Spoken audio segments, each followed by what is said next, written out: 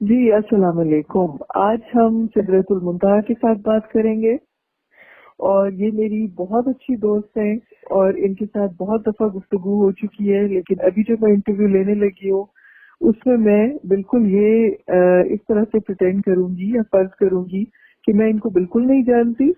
تو ہم لوگ بہت تکلف سے بات کریں گے اور آپ جناب کر کے بات کریں گے اور بہت تمیز میں رہ کے بات کریں گے. بالکل صحیح ہے. تو سدرۃ المنتہا آپ کیسی ہیں؟ جی الحمدللہ میں بالکل ٹھیک ہوں. اچھا آپ پہلے اپنے بارے میں تھوڑا سا بتائیں. پہلے تو آپ اپنے نام کے بارے میں بتائیں. میرا نام سدرۃ المنتہا ہے اور سدرۃ المنتہا ہی ہے. اور کوئی یہ نام اتنا ہیوی تھا کہ اس نام کے آگے کوئی بھی کلمی نام ٹک نہیں سکا، تو اصلی بھی بیچارہ یہی ہے اور کلمی بھی بیچارہ یہی ہے. تو یہ جو بیچارہ نام ہے یہ کس نے رکھا تھا؟ یہ میری آپا ہے، میری فرسٹ کزن ہے، چچا کی بیٹی اور ماؤں کی طرح ہے. انہوں نے میرا یہ نام رکھا تھا. وہ سعودی عرب سے سن کر آئی تھی یہ نام، تو ان کو بڑا اچھا لگا تھا. اچھا یہاں سے اگر ہم لوگ آپ کے تھوڑے بچپن کی طرف چلتے ہیں. جی آپ ضرور نے جیسا چلیے. آپا کا بتایا، ہاں جی. تو بچپن جب میں بچپن کی بات کرتی ہوں تو سب سے پہلی کون سی یاد ہے جو آپ کے ذہن میں آتی ہے، اسپیشلی لکھنے کے حوالے سے یا کتاب کے حوالے سے؟ کتاب کے حوالے سے یہ ہے کہ کتاب سے بڑی محبت ہوتی تھی. اور مجھے یاد ہے کہ میں پہلا قاعدہ پڑھتی تھی اور میرا بھائی دوسری جماعت میں تھا، تو میں اسے سبق پڑھاتی تھی. تو مجھے پہلا اپنا کتاب سے وہ والا تعلق لگتا ہے کہ جب میں نے ہجے اور رواں کر کے اور ٹوٹے پھوٹے لفظوں کو جوڑ کے پڑھنا شروع کیا تھا. اور ابو مجھے ہر قسم کی کتاب لا کر دیتے تھے. کوئی 7-8 سال کی عمر میں وہ مجھے ان کی عمر 7-8 سال نہیں تھی، میری تھی. تو وہ مجھے ہر طرح کی کتاب لا کر دیتے تھے. اس میں مزے کی بات وطائف فقیر کی ہوتی تھی، شیخ چلی کی ہوتی تھی، روحانی علاج ہوتا تھا، تعویذات کی کتابیں ہوتی تھی، کالے جادو کیا ہوتے اور نظموں کی کتاب ہوتی تھی، کہانیوں کی کتاب ہوتی تھی. تو وہ ہر قسم کی کتاب جو ان کو سمجھ آتی تھی، جو ان کو نہیں بھی سمجھ آتی تھی، وہ مجھے لا کر دیتے تھے اور میں پڑھ لیتی تھی، چاہے وہ مجھے سمجھ میں آئے یا نہیں سمجھ میں آئے. تو میرے خیال سے بہت جو ہے نا، جب سے تھوڑا سا ہوش تھا یا نہیں بھی تھا، تو کتاب کو میں نے اپنے ہاتھ میں دیکھا ہے.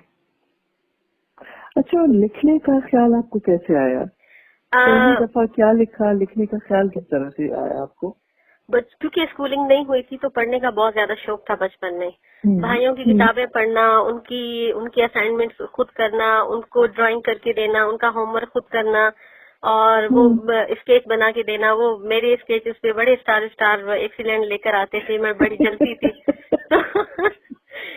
تو وہ بڑے ان کے جو ہے نا تعریفیں ہوتی تھی ٹیچرز وغیرہ کی طرف سے کہ ڈرائنگ آپ کی بہت اچھی ہے وغیرہ، تو آپ نے لکھا بہت اچھا ہے. تو یہ تب سے تھوڑی سی رغبت تو تھی ہی کتاب کی طرف، اور یہ احساس تھا کہ آپ کی اسکولنگ نہیں ہو رہی تو آپ نے بس جو بھی اٹھا اسے لکھنا شروع کر دیا. اخبار کا کوئی لیکھ، کوئی کالم دیکھا، اسے کاپی پین سے اتارنا شروع کر دیا. بیسکلی صحبت کا بھی اثر ہے. میری بڑی کزن ہے کنیز نبوی، جو ہم ایک ہی پورشن میں ساتھ رہے، تو ان کی کتابوں سے بڑی رغبت تھی، بڑی محبت تھی.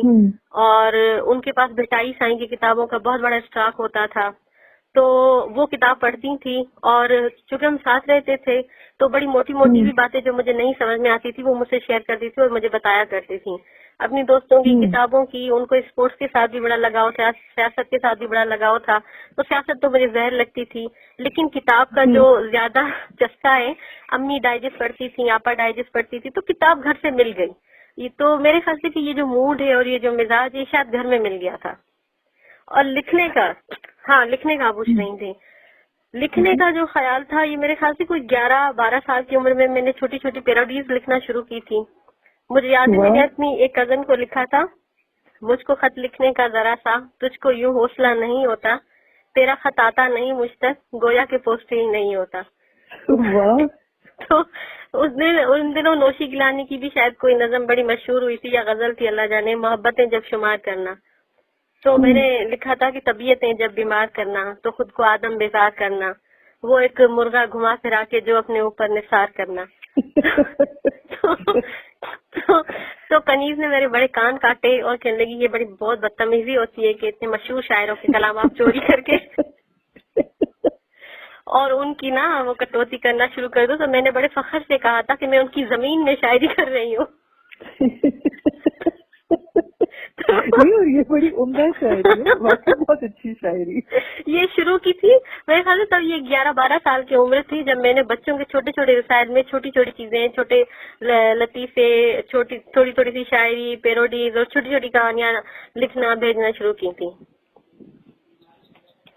اچھا، وہاں سے اگر ہم تھوڑا سا آگے چلیں تو آپ نے جب آگے کی طرف آپ نے پھر جب اپنے کردار خود سے بولنے شروع کیے اور اپنی کہانیاں خود سے لکھنی شروع کی، اور اس میں سدرا بہت کثر نفسی سے کام لے رہی ہیں، کیونکہ ان کو جب میں نے انٹرویو کے لیے بھی بڑی مشکل سے راضی کی ہے، کیونکہ فوراً اسٹینڈرڈ جواب بھی ہوتا تھا کہ مگر میں نے کون سا کام کیا ہے یا میں نے کون سا تیر مارا ہے. تو ان کو نہیں لگتا کہ انہوں نے کوئی تیر مارا ہے، مگر ایکچولی انہوں نے بہت تیر مارے ہوئے ہیں. ان کی کتابیں نہ صرف یہ بہت ہوتا ہے کہ یہ الزام نہیں کہ میں نے تیر مارے، نہیں، یہ بالکل چلیے آپ جس طرح سے بھی لے لیں اس کو. الزام اگر آپ لینا، الزام بھی ہو سکتا ہے. تو ان کی بہت، جیسے ان کے کردار، ان کی کہانیاں وہ لوگوں میں ٹھہر جاتے ہیں. جو جس طرح سے یہ کردار بنتی ہیں، جس طرح سے یہ ایک ماحول کریٹ کرتی ہیں. تو اس طرح آپ پہلے مجھے اپنے کرداروں کے بارے میں بتائیں. کون سا کردار، جیسے ہم آپ کی کہانیوں کو اگر لے کے آگے چلنا شروع کریں تو ایک جہاں اور ہے سے شروع کر لیتے ہیں. ایک جہاں اور ہے کا آئیڈیا کیسے آیا، اس کا اپنے کردار کیسے لکھے، وہاں سے بات شروع کر لیتے ہیں. ایون دو وہ آپ کا پہلا کام نہیں ہے. ہم ریورس کیئر میں اب جانا ریورس سے اب ہم آگے کی طرف تھوڑا جا رہے ہیں. ٹھیک ہے. ایک جہاں اور کا آئیڈیا میرے ذہن میں بہت پہلے کا تھا، بہت بچپن کا تھا، ٹین ایج کا تھا بلکہ، کیونکہ میں نے ایک جو تضاد، جیسے ٹین ایج میں بندہ تھوڑا شعور والا ہوتا ہے تو چیزوں کو دونوں طرف سے دیکھ رہا ہوتا ہے. تو ایک طرف وہ گدی نشینی کا ماحول تھا، اور حالانکہ اتنا سخت نہیں تھا بہرحال، لیکن وہ ماحول میں وہ چیزیں تھیں جو آپ کو اپوزٹ لگتی تھیں، جو آپ کو لگتا تھا کہ انصاف نہیں ہو رہا. اور صوفیزم بھی تھوڑا بہت، مطلب روحانیت تھی یا تھوڑا دین سے لگاؤ تھا گھر میں، تو مختلف قسم کا تضاد پایا گیا. جو گھر کی بڑیاں وہ مطلب خاصی مشکل تھیں اور خاصی مذہبی قسم کی تھیں، اور نوجوانوں میں تھوڑا سا تبدیلی آ رہی تھی. وہ کتاب پڑھ رہے تھے اور وہ اخبار کو جا رہے تھے اور ریڈیو سن رہے تھے. تھوڑی چھوٹی چھوٹی یہ بھی بغاوتیں ہوتی ہیں اس قسم کے ماحول کے لیے، وہ بھی ہو رہی تھی. دونوں قسم کا ماحول تھا. تو میں نے یہ بڑا سوچا تھا، اور ان دنوں جب مطلب جو بھی لکھتا تھا، جیسے کنیز لکھتی تھی اور اس سے بڑی آپا نے لکھا تو انہوں نے نام بدل بدل کے لکھا تو بڑا برا سمجھا جاتا تھا چیزوں کو لکھنے کو. اخبار بھی یہ لوگ کبھی کبھار چھپ چھپا کے پڑھتے تھے. آگے جا کے تھوڑا ٹی وی بھی تھوڑا بہت بعد میں آیا، ہمارے بچپن میں آیا. تو ذہن میں کچھ سوالات ہوتے تھے کہ انسان شخصی طور پر اتنا آزاد کیوں نہیں ہے، اور دوسری طرف یہ تھا کہ آپ مکمل طور پر لبرل بھی نہیں ہو سکتے، کیونکہ ان روٹس میں اور لوگوں میں جو سچائیاں تھیں، اس ماحول کے لوگوں میں جو قربانی کا جذبہ تھا سادہ یا عام لوگوں کے لیے، جو تصوف کا جذبہ تھا، جو مہربانی کا جذبہ تھا، وہ اتنا حاوی تھا اور وہ اتنا بڑا تھا کہ آپ کسی بھی طور اپنے بڑوں کی قربانیوں کو، ان کے جذبات کو اور ان کی خدمات کو فراموش نہیں کر سکتے تھے. تو مجھے لگتا تھا کہ ہم جو ہے نا وہ بیچ میں لٹکے ہوئے ہیں، اور ہماری ایک ٹانگ ادھر ہے اور ایک ٹانگ ادھر ہے، اور ہم کہیں بھی انصاف نہیں کر پا رہے. تو بیسیکلی فنکار جو کیریکٹر ہے نا اس کہانی کا، ایک جہاں اور ہے کا ایک تضاد بھرا کردار، وہ شاید میرا ہی کردار تھا، اور میں نے اس سے کچھ سیکھنا چاہا. اور وہ سوالات جو میں لوگوں سے نہیں کر پاتی تھی، اور مجھے لگتا تھا کہ اگر وہ سوال میں کروں گی تو مجھے کوئی گستاخ بھی کہے گا، کوئی پاگل بھی کہے گا، اور کوئی گنوار بھی کہے گا، اور مجھے ان سوالوں کے جواب نہیں ملیں گے. تو میں نے وہ والے سوال خود سے کرنا شروع کر دیے. واہ.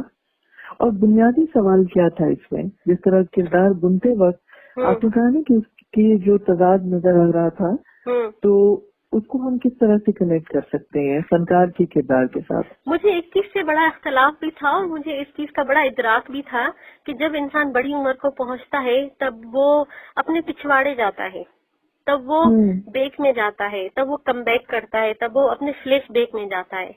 تو فنکار جب تھک کے ٹوٹ گئے، اس نے ساری بغاوتیں کی اور لڑائیاں کی اور ہر وہ کام کیا جو خاندان میں ناپسند تھا. تو اس نے 2-3 ایسے اسٹیپ اٹھائے جو میں چاہتی تھی کہ میں اٹھاؤں. میں نہیں اٹھا پا رہی تھی. تو میں نے اسی لیے وہ فنکار کا ایک جملہ بھی تھا کہ آپ کہانی تب لکھتے ہیں یا تو آپ کچھ کرنا چاہتے ہیں یا تو آپ کچھ نہیں کر پاتے. تو یہ دونوں چیزوں کا مرکب تھا. اور اس کردار کے اندر جو بغاوت تھی اس نے مجھے سکھایا بیسکلی بہت زیادہ. تو ویسے سوال کیا تھا میں بھول گئی. نہیں یہی سوال تھا جو آپ نے ابھی اس کا جواب دیا. تو اس میں بالکل اس میں میں پوچھنا یہ چاہ رہی تھی کہ ایک دفعہ ہم جب بات کر رہے تھے تو آپ نے مجھے کہا تھا کہ مجھے لگا جیسے کہ کہانی مجھ سے لکھوائی گئی ہو. مطلب بعض چیزیں ہوتی ہیں جو خود بخود آپ پہ آپ کے اوپر جیسے آپ کے اندر سے چینل ہو رہی ہوتی ہے, آپ کے اوپر تاری ہوتی ہے اور آپ اس کو ایکسپریس کر رہے ہوتے ہیں. تو اس کے بارے میں آپ کیا کہیں گی؟ ہاں ایسا تھا. اور میرا پروسیس کیا مطلب لکھنے کا اس کا کیا پروسیس تھا؟ لکھنے کا یہ پروسیس تھا کہ میں نے صرف فنکار کو سوچا تھا اور مجھے تب یہ محسوس ہوتا تھا کہ میری یہ کہانی ایسی کہانی ہے جسے جب میں لکھوں گی تو میں اسے بہت دل سے لکھوں گی اور مجھے اپنے کچھ سوالوں کے جواب ملنے ہیں. اس کہانی سے مجھے اپنے سوالوں کے جواب ملنے ہیں. تو یہ کہانی میرے لیے ایک کھوج تھی. جیسے ہوتا ہے نا کہ آپ خود کو دریافت کرنا شروع کرتے ہیں, آپ خود سے ملنا چاہتے ہیں اور آپ یہ جاننا چاہتے ہیں. اچھا میں یہ کہنے والی تھی کہ یہ ہوتا ہے نا کہ آپ جب فلیش بیک میں جاتے ہیں ایک بڑی عمر ہوتی ہے اس کے بعد آپ پلٹتے کیوں ہیں. یہ میرے اندر بڑا سوال تھا کہ اگر آپ نے اتنی کی سر توڑ کوششیں کی اس ماحول کے آپ خلاف بھی ہو اٹھے لیکن پھر آپ کم بیک کیوں کرتے ہیں. یہ میرے ذہن میں بڑا سوال تھا کہ آخر میں آپ کی جو اپنی پھر مجھے آگے جا کے اس کا احساس ہوا کہ آپ کا جو تعلق زمین سے ہے نا, اپنی روٹ سے, اپنی دھرتی سے, اپنے وطن سے. جیسے کوئی بیرون ملک بندہ جاتا ہے اور بڑی وہ شاعری ہوئی ہے کہ دیار غیر میں یہ ہوا. حالانکہ دیار غیر نے بڑی سہولتیں لوگوں کو دی ہوئی ہیں, گاڑیاں, بنگلے, اسٹیٹس وغیرہ سب کچھ, لیکن بڑا گاتے روتے ہیں. جاتا ہر کوئی خوشی سے دیار غیر آنکھوں سے لگا کر جاتا ہے اور پاؤں مار کے جاتا ہے اپنی دھرتی کو. لیکن جب وہ دیار غیر میں سے عیش بھی کر رہا ہوتا ہے, اسے فائدہ بھی لے رہا ہوتا ہے, تو وہ رو اپنی دھرتی کو رہا ہوتا ہے کہ ہائے خدایا عید پر ہم اکیلے ہیں, ہائے خدایا اپنی دھرتی اپنی یہ. تو اس کو اس ٹیسٹ کا پتہ لگتا ہے جو ٹیسٹ اس کی مٹی سے اور اس کی دھرتی سے ہم آہنگ ہوتا ہے. تو اس لیے میرے خیال سے کہ بندہ پلٹتا ہے. اس کا پلٹنا اس لیے جیسے آپ پلٹ کے اپنے خالق حقیقی کے پاس جاتے ہیں, جیسے آپ پلٹ کے موت کی طرف جاتے ہیں, پھر موت سے زندگی کی طرف جاتے ہیں. تو وہ نہیں وہ پلٹ کر جھپٹنا یا جھپٹ کر پلٹنا لہو گرم رکھنے کا ہے ایک بہانہ. تو بیسکلی یہ محرک سوال تھا کہ فنکار کیوں پلٹے, وہ دوبارہ کیوں اپنے ماحول میں آئے, کیا واقعی پھر اسے آخر میں اپنی زمین کی قبرستان اسے اپنے خاندان کا چاہیے, کیوں چاہیے, ایسا کیا رشتہ ہے اس کا اپنی دھرتی سے, ایسا کیا ہے جو خون بن کر اس کے رگوں میں دوڑتا ہے. تو میرے ذہن میں یہ اختلاف بھی تھا اور وہ سارے سوال تھے جو اس ماحول کے تھے اور جو میرے اندر تھے کہ بظاہر بنیادی طور پہ کچھ مذہبی چیزوں نے انسانوں کی شخصیتوں کو بہت مسخ کیا ہے اور اس پر بہت لاگو ہوا ہے, کچھ چیزوں میں فائدہ بھی ہے. تو یہ جو جہاں بھی اختلافی چیزیں تھیں نا, تو ایک یہ جنگ تھی یہ کہانی میرے لیے, اور میں نے اسے بڑا لڑا اور اسے بڑا جیا. زبردست. اچھا اسی میں فنکار کے کردار کے علاوہ جیسے امرت کا کردار ہے اور کردار ہیں, تو ان میں آپ کن اپنی جھلک نظر آتی ہے؟ مجھے لگتا ہے کہ سارے کرداروں میں ہی تھوڑی تھوڑی سی میں ہوں, کیونکہ جب پروفیسر غفور آڑو کھاتا ہے نا تو آڑو مجھے پسند ہے, تو مجھے لگتا ہے کہ میں اس وقت میں ہوں, مطلب مجھے آڑو کھانے کی طلب ہے. اس میں وہ آڑو والا جو ہے نا وہ میرا ہے. امرت کے اندر جو ایک ہے, مطلب مجھے کسی نے کہا تھا جب یہ کہانی چھپی تھی تو کسی نے کہا تھا کہ کوئی بھی عورت باہر نکل کے موچی کی دکان پہ بیٹھ کے جوتا نہیں گانٹنا چاہتی, اور کوئی بھی عورت مسجد کی دیوار اگر گر رہی ہو تو وہ مزدور جب اسے بنا رہے ہوں تو ان کے ساتھ جا کے وہ کام نہیں کرنا شروع کر دیتی, گارے کا, مٹی کا, سیمنٹ کا. تو میں نے کہا امرت کچھ بھی کر سکتی ہے.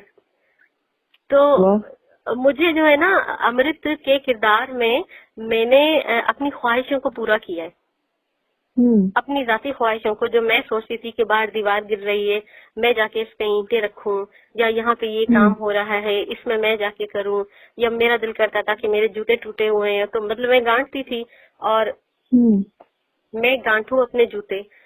تو امرت کے کردار میں نے ایکسپیریمنٹ بہت کیے اور وہ جو لڑتی تھی وہ جب بات کرتی تھی اس کے بات کرنے کا انداز ویسا ہی ہے جیسا جس طرح میں بات کرتی ہوں. تو بیسکلی ظاہری طور پر جتنا بھی وہ میرا تھا وہ امرت میں تھا, لیکن اندرونی طور پر جو ایک سفر اور جو ایک گھٹن اور جو ایک اختلاف ہے وہ میں نے امر کلا کے اندر جیا. رائٹر بڑا مکار عیار ہوتا ہے, وہ اپنے آپ کو بانٹ لیتا ہے کرداروں کے اندر, اور ہر کردار کو نا وہ مختلف طریقے سے استعمال کر رہا ہوتا ہے, بلکہ مس یوز بھی کر رہا ہوتا ہے. البتہ وہ جو دکھ تھا وہ میں نے علی گوہر کے اندر جیا. وہ جو دکھ تھا کیونکہ امر کلا بڑی خشک تھی, وہ نا میرے مزاج پہ آتی نہیں تھی کم وقت. وہ اتنی روڈ ہوتی تھی کہ وہ مجھے ہری جھنڈی دکھاتی نہیں تھی. وہ کہتی تھی کہ نہیں, مطلب سوری, میں بڑی خشک ہوں, اصول پسند ہوں, اور میں نے تمہاری ہر بات نہیں ماننی.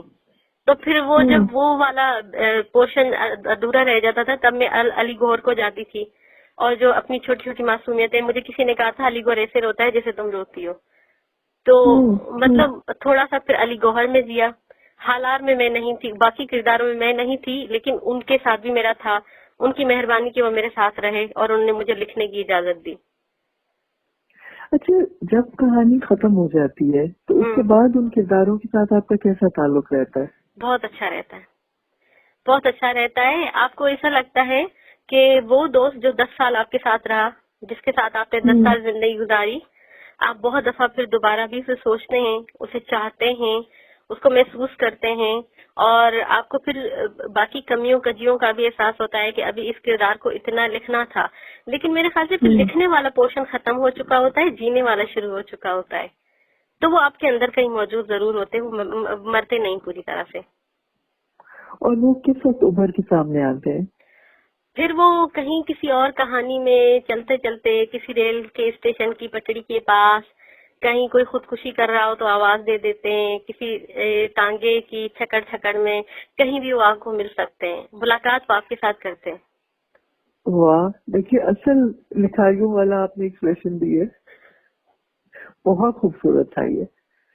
اچھا, یہاں پہ میں ایک آپ سے پوچھنا چاہوں گی, اور یہ میں یہاں پہ جو ہمارے سننے والے ہیں, جو ہمارے دوست سب سن رہے ہیں, میں ان کے ساتھ بھی تھوڑا سا شیئر کرنا چاہتی تھی کہ ہم لوگ جب سدرا, آپ کو یاد ہوگا جب ہم شہباز قلندر کے مزار پہ گئے تھے تو وہاں پر کچھ لوگ تھے جو دھمال ڈال رہے تھے, اور ایک آدمی تھا جو بالکل مست تھا, جیسے لگ رہا تھا کہ وہ اس وقت بالکل دنیا سے الگ ہے.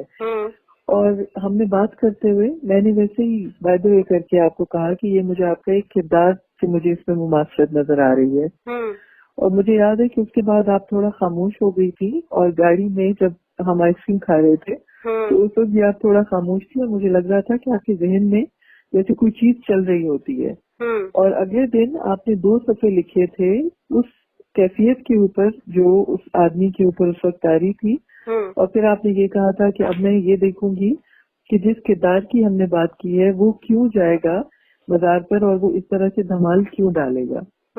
تو میں آپ سے یہ پوچھنا چاہتی تھی کہ جب میں نے وہ پروسیس دیکھا تھا تو مجھے یہ بڑی دلچسپ بات لگی تھی کہ کیفیت کو پہلے پکڑنا اور پھر دیکھنا کہ وہ کیفیت کہاں پر آپ کو کس کردار کی طرف لے کے جاتی ہے, کس واقعے کی طرف لے کے جاتی ہے.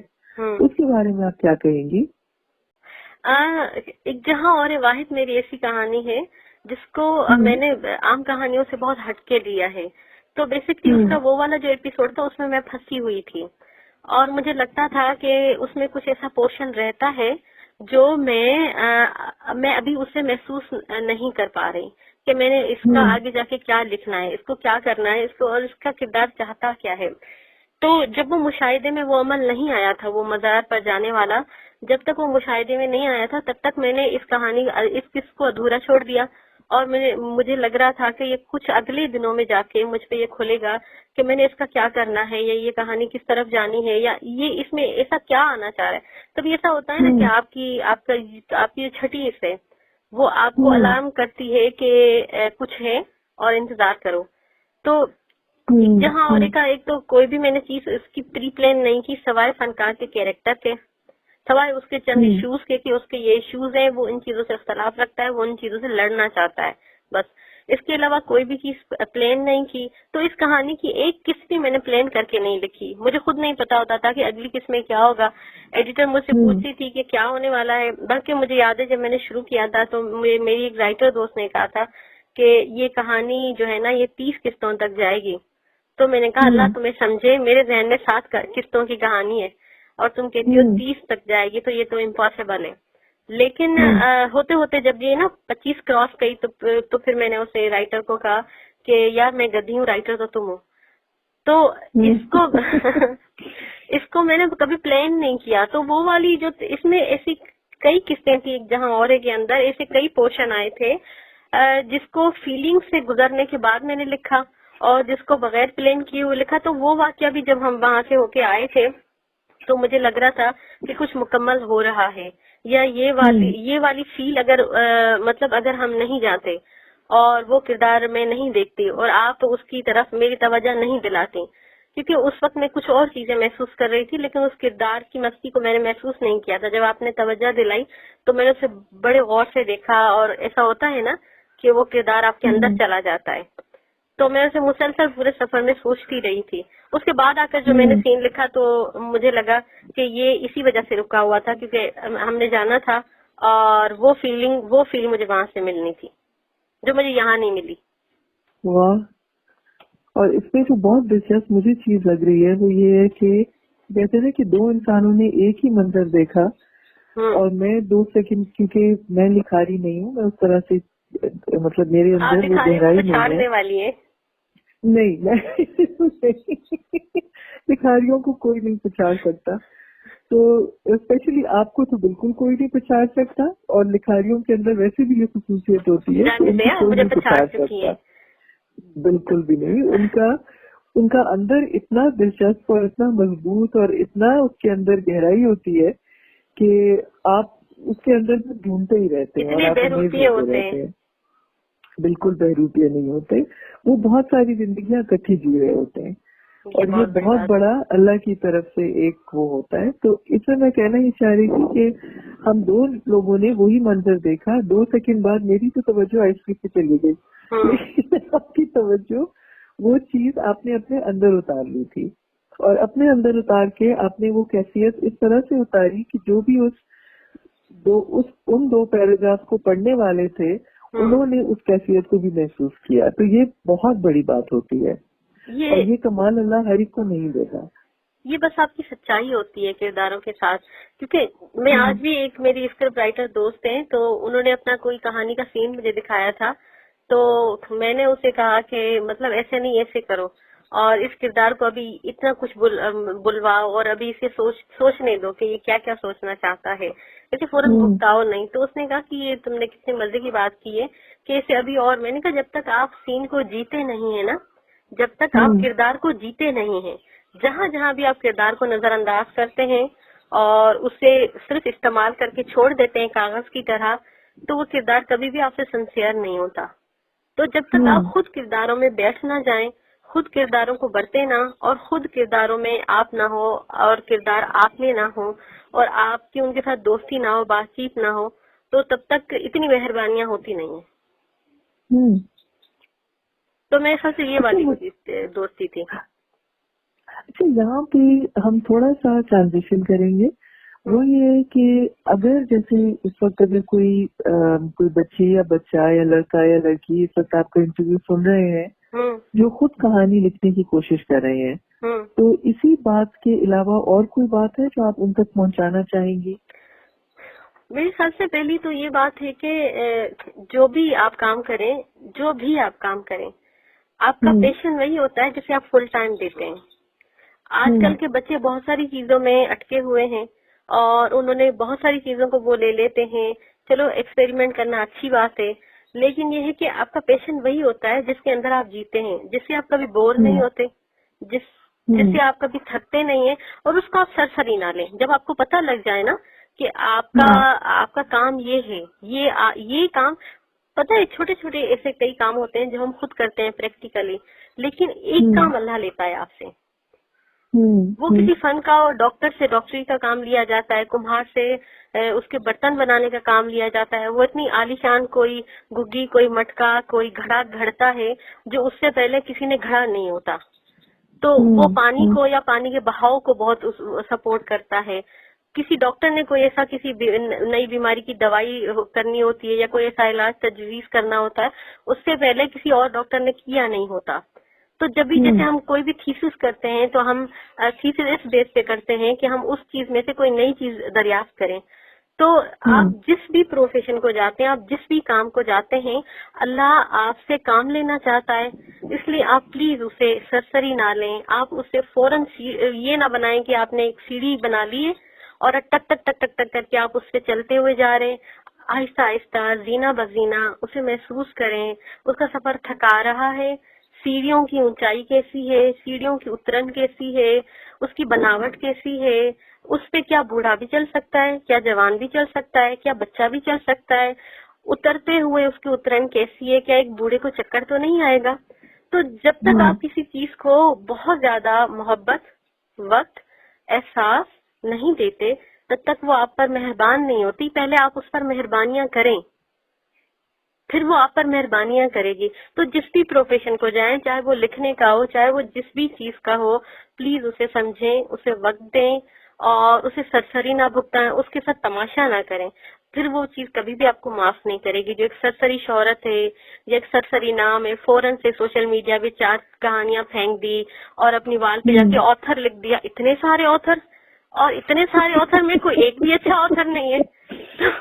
تو مطلب یہی ہے نا، روز نیا شاعر پیدا ہوتا ہے، روز نیا مصور پیدا ہوتا ہے، لیکن ایک بھی رنگ ایسا نہیں ہے جو آپ کو جب آپ کی نظر پڑے تو اگلا بندہ رک جائے. چاہے وہ اس تصویر کا فریم نہ سمجھے لیکن وہ تھم جائے. تو جب تک تھمنے والا آپ کے پاس نہیں آئے گا نا حصہ، تب تک آپ کوئی بھی چیز نہیں پکڑ سکتے. تب تک آپ کا جینا مرنا، آپ کا کام کرنا فضول ہے، بے وقتہ ہے. آپ اسے ضائع نہ کریں، آپ اسے وقت دیں، آپ اسے سچائی دیں، آپ اسے سیکھیں، آپ اس کے ساتھ جئیں، پھر وہ آپ کو سب کچھ دے دے گا. آپ جلدی نہ کریں، صرف یہ چیز ہے، آپ جلدی نہ کریں. اچھا، اسی سے جڑے ہوئے 2 سوالات اور ہیں، اے اور بی کر کے کر لیتے ہیں، جس طرح امتحان کے پرچے میں ہوتا ہے نا. جی جی جو بالکل. اے والا امتحانی پرچے والی چیز بڑی ہولناک ہے، تھوڑی سی مثال چینج کرتے کر لیتے. ہاں تو اس کو پھر کیا کہیں، چلے اسی کی 2 شاخیں ہیں. ٹھیک ہے. ہاں یہ ہوئی نا ایک شاخ بہتر ہے. شاخ بالکل اچھا ہے. اس پہ پنچھی آ کے بیٹھتے ہیں نا، پرندے آ کے بیٹھتے ہیں. بالکل. تو پہلی شاخ جس سے نکلتی ہے، جس کے اوپر 2 کوے بیٹھے ہوئے ہیں، پہلی شاخ یہ نکلتی ہے کہ اکثر یہ ہوتا ہے کہ جب ہم اپنے ابھی ٹینز میں ہوتے ہیں یا 20، 21، 22 سال کی عمر میں ہوتے ہیں، تو بہت ساری چیزیں ہوتی ہیں جو ہمیں اٹریکٹ کرتی ہیں. مطلب کہ لکھنا، پینٹنگ، کسی پروفیشن کی طرف جانا، مطلب مختلف چیزیں ہوتی ہیں جو ہمیں کھینچ رہی ہوتی ہیں اپنی طرف. تو ہم اس بات کا تعین کیسے کریں گے کہ وہ کون سی چیز ہے جس کو ہم نے وقت اور توجہ دینی ہے؟ اگر آپ کنفیوزڈ ہو کہ آپ کے سامنے بہت ساری چیزیں ہیں اور آپ کو سمجھ نہیں آ رہی کہ اس میں سے کون سی ایک چیز ہے جس کو آپ نے پکڑنا ہو، تو آپ اس بات کا تعین کیا کریں گے کہ وہ کون سی چیز ہے جو آپ کے اندر کے ساتھ میچ کرتی ہے؟ اچھا، یہ وہ والی عمر ہے جب آپ فیصلہ ہمیشہ اپنی من پسند خواہش پر کرتے ہیں. اچھا، تو اس سے اگر تھوڑا آگے چلے جائیں، 25 کے بعد آپ کی عمر ہوتی ہے پریکٹیکلزم کی. تو اس وقت جو بھی، اگر اس وقت آپ کوئی فیلڈ چوز کر رہے ہو نا، تو آپ ہمیشہ اس فیلڈ کا انتخاب کرتے ہیں جو فیلڈ آپ کو فائدہ دیتی ہے. اس وقت آپ بڑا پریکٹیکلی سوچتے ہیں کہ یار مجھے اس سے فائنینس آنا ہے اور مجھے اس سے یہ والی چیز ملنی ہے اور مجھے اس سے کتنے فائدے ملنے ہیں. لیکن ٹین ایج کا یہ جو 16-17 سے لے کر 21-22 تک کی عمر کے اندر آپ جو بھی کرتے ہیں نا، وہ آپ کے شوق زیادہ ہوتے ہیں اور آپ کی پریکٹیکل مجبوری کم ہوتی ہے. تو اس کے درمیان جس چیز میں آپ کو زیادہ مزہ ہے، جس چیز میں آپ دریافت ہو، آپ ذہنی اور دلی سکون محسوس کریں اور جس چیز سے آپ کو خوشی ملے، وہ آپ کی دریافت ہوتی ہے. آپ اس چیز کو جا سکتے ہیں. اس چیز میں آپ تھوڑا زیادہ وقت گزاریں تو وہ آپ کو بتا دے گی کہ میں نے تمہارے ساتھ چلنا ہے یا نہیں چلنا. تو اس کو ہم اس طرح سے اس کا مطلب نکال سکتے ہیں کہ جس چیز سے آپ کو اطمینان اور خوشی زیادہ مل رہا ہو وہ چیز آپ کے لیے ہے، اور وہ آپ کو دریافت کر رہی ہو، اس میں سے کچھ نیا آپ کے اندر سے اسی چیز کے ذریعے کچھ نیا نکل رہا ہو. مثلاً آپ تصویر بنا رہے ہیں لیکن آپ اس تصویر میں کچھ بھی ایسا نیا نہیں کر رہے جو لگے کہ آپ نے تصویر بنائی ہے یا آپ نے سب سے الگ تھلگ اسکیچ بنایا ہے. ایسی آپ کہانی لکھیں گے، ایسی آپ کئی چیزیں کر لیں گے، لیکن جس میں سے آپ موڈیفائی ہو کر نکلیں گے نا، جس میں سے جو سانچہ آپ کو گھڑے گا وہ آپ کا سانچہ ہے. جو سانچہ آپ کو گھڑتا نہیں وہ آپ کا سانچہ ہی نہیں ہے. زبردست. اچھا اب ہم دوسری شاخ کی طرف چلتے ہیں. پہلی والی شاخ پہ تو ہم نے 2 کوے بٹھائے تھے، اس شاخ پہ آپ کیا بٹھانا چاہیں گے؟ اچھا دوسری شاخ کا بیسک کیا ہے، کیا اس کا دوسری شاخ کا جو میرے ذہن میں سوال آ رہا تھا جس وقت آپ بتا رہی تھی نا کہ دوسری شاخ میں سفید کبوتر بٹھانا چاہوں گی کہ وہ امن کی علامت ہے. 2 یا 3 یا 1؟ 2 کافی ہیں. چلے 2 کبوتر کر لیتے ہیں. اور سفید ہونے چاہیے؟ سفید ہونے چاہیے تو زیادہ اچھا ہے. چلے 2 سفید کبوتر. تو اب یہ جو دوسرا سوال ہے وہ یہ تھا کہ اس وقت جیسے ہم جب بات کر رہے تھے 1-2 منٹ پہلے تو آپ نے یہ کہا تھا کہ بہت ساری چیزیں ہیں جو ہمارے سامنے سے گزرتی ہیں جیسے جس کو ہم کریٹیوٹی کا نام دیتے ہیں، جو لکھنے کا کام بھی ہو سکتا ہے، پینٹنگ کا کام بھی ہو سکتا ہے، لیکن ان میں سے ایسی کم چیزیں ہوتی ہیں جو آپ کو ٹھہرا دیں، جو آپ کو ٹھہرنے پہ مجبور کر دیں. میں اس بات کو لے کے تھوڑا آگے جانا چاہتی تھی کہ یہ ہم تخصیص کس طرح سے کریں گے. جیسے ان دنوں ہمارے سامنے بہت جیسے جس پیرائے میں یہ سوال کر رہی ہوں وہ یہ ہے کہ ان دنوں ایکسپوجر بہت زیادہ ہے. مطلب دنیا کا ادب، آپ اگر یوٹیوب پہ جا کے آپ یہ دیکھنا چاہیں کہ نائجیریا میں گلی نمبر 13 فلاں علاقے کی کیسی دکھتی ہے آپ کو وہ نظر آ جائے گا. تو میرا اس پیرائے میں سوال تھا کہ اتنی زیادہ چیزیں ہیں جیسے ہم انگریزی میں کہتے ہیں کہ اتنا آن سلاٹ ہے، چیزیں، انفارمیشن بہت زیادہ ہے، ایکسپوجر بہت زیادہ ہے، ہر چیز آپ کی انگلیوں کی ٹپس پہ موجود ہے. اس میں سے ہم فلٹر کیسے کریں گے کہ ہمیں کس چیز کو توجہ سے دیکھنا چاہیے اور سننا چاہیے اور کس چیز کو ہم فلٹر آؤٹ تھوڑا کر سکتے ہیں. اچھا ادب، اچھی پینٹنگ، اس کے بارے میں آپ کیا کہیں گی اور آپ اس کو کس طرح سے لیتی ہیں؟ میرے خیال سے کہ پہلا تو یہ ہوتا ہے کہ بچپن سے آپ نے کچھ خواب دیکھے ہوتے ہیں. جیسے بچپن سے جو بچہ سوچتا ہے کہ میں نے ڈاکٹر بننا ہے تو وہ لاشعوری طور پہ ڈاکٹروں کی ہر چیز کو محسوس کرتا ہے، دیکھتا ہے. اسٹیتھوسکوپ کو بڑی محبت سے دیکھتا ہے.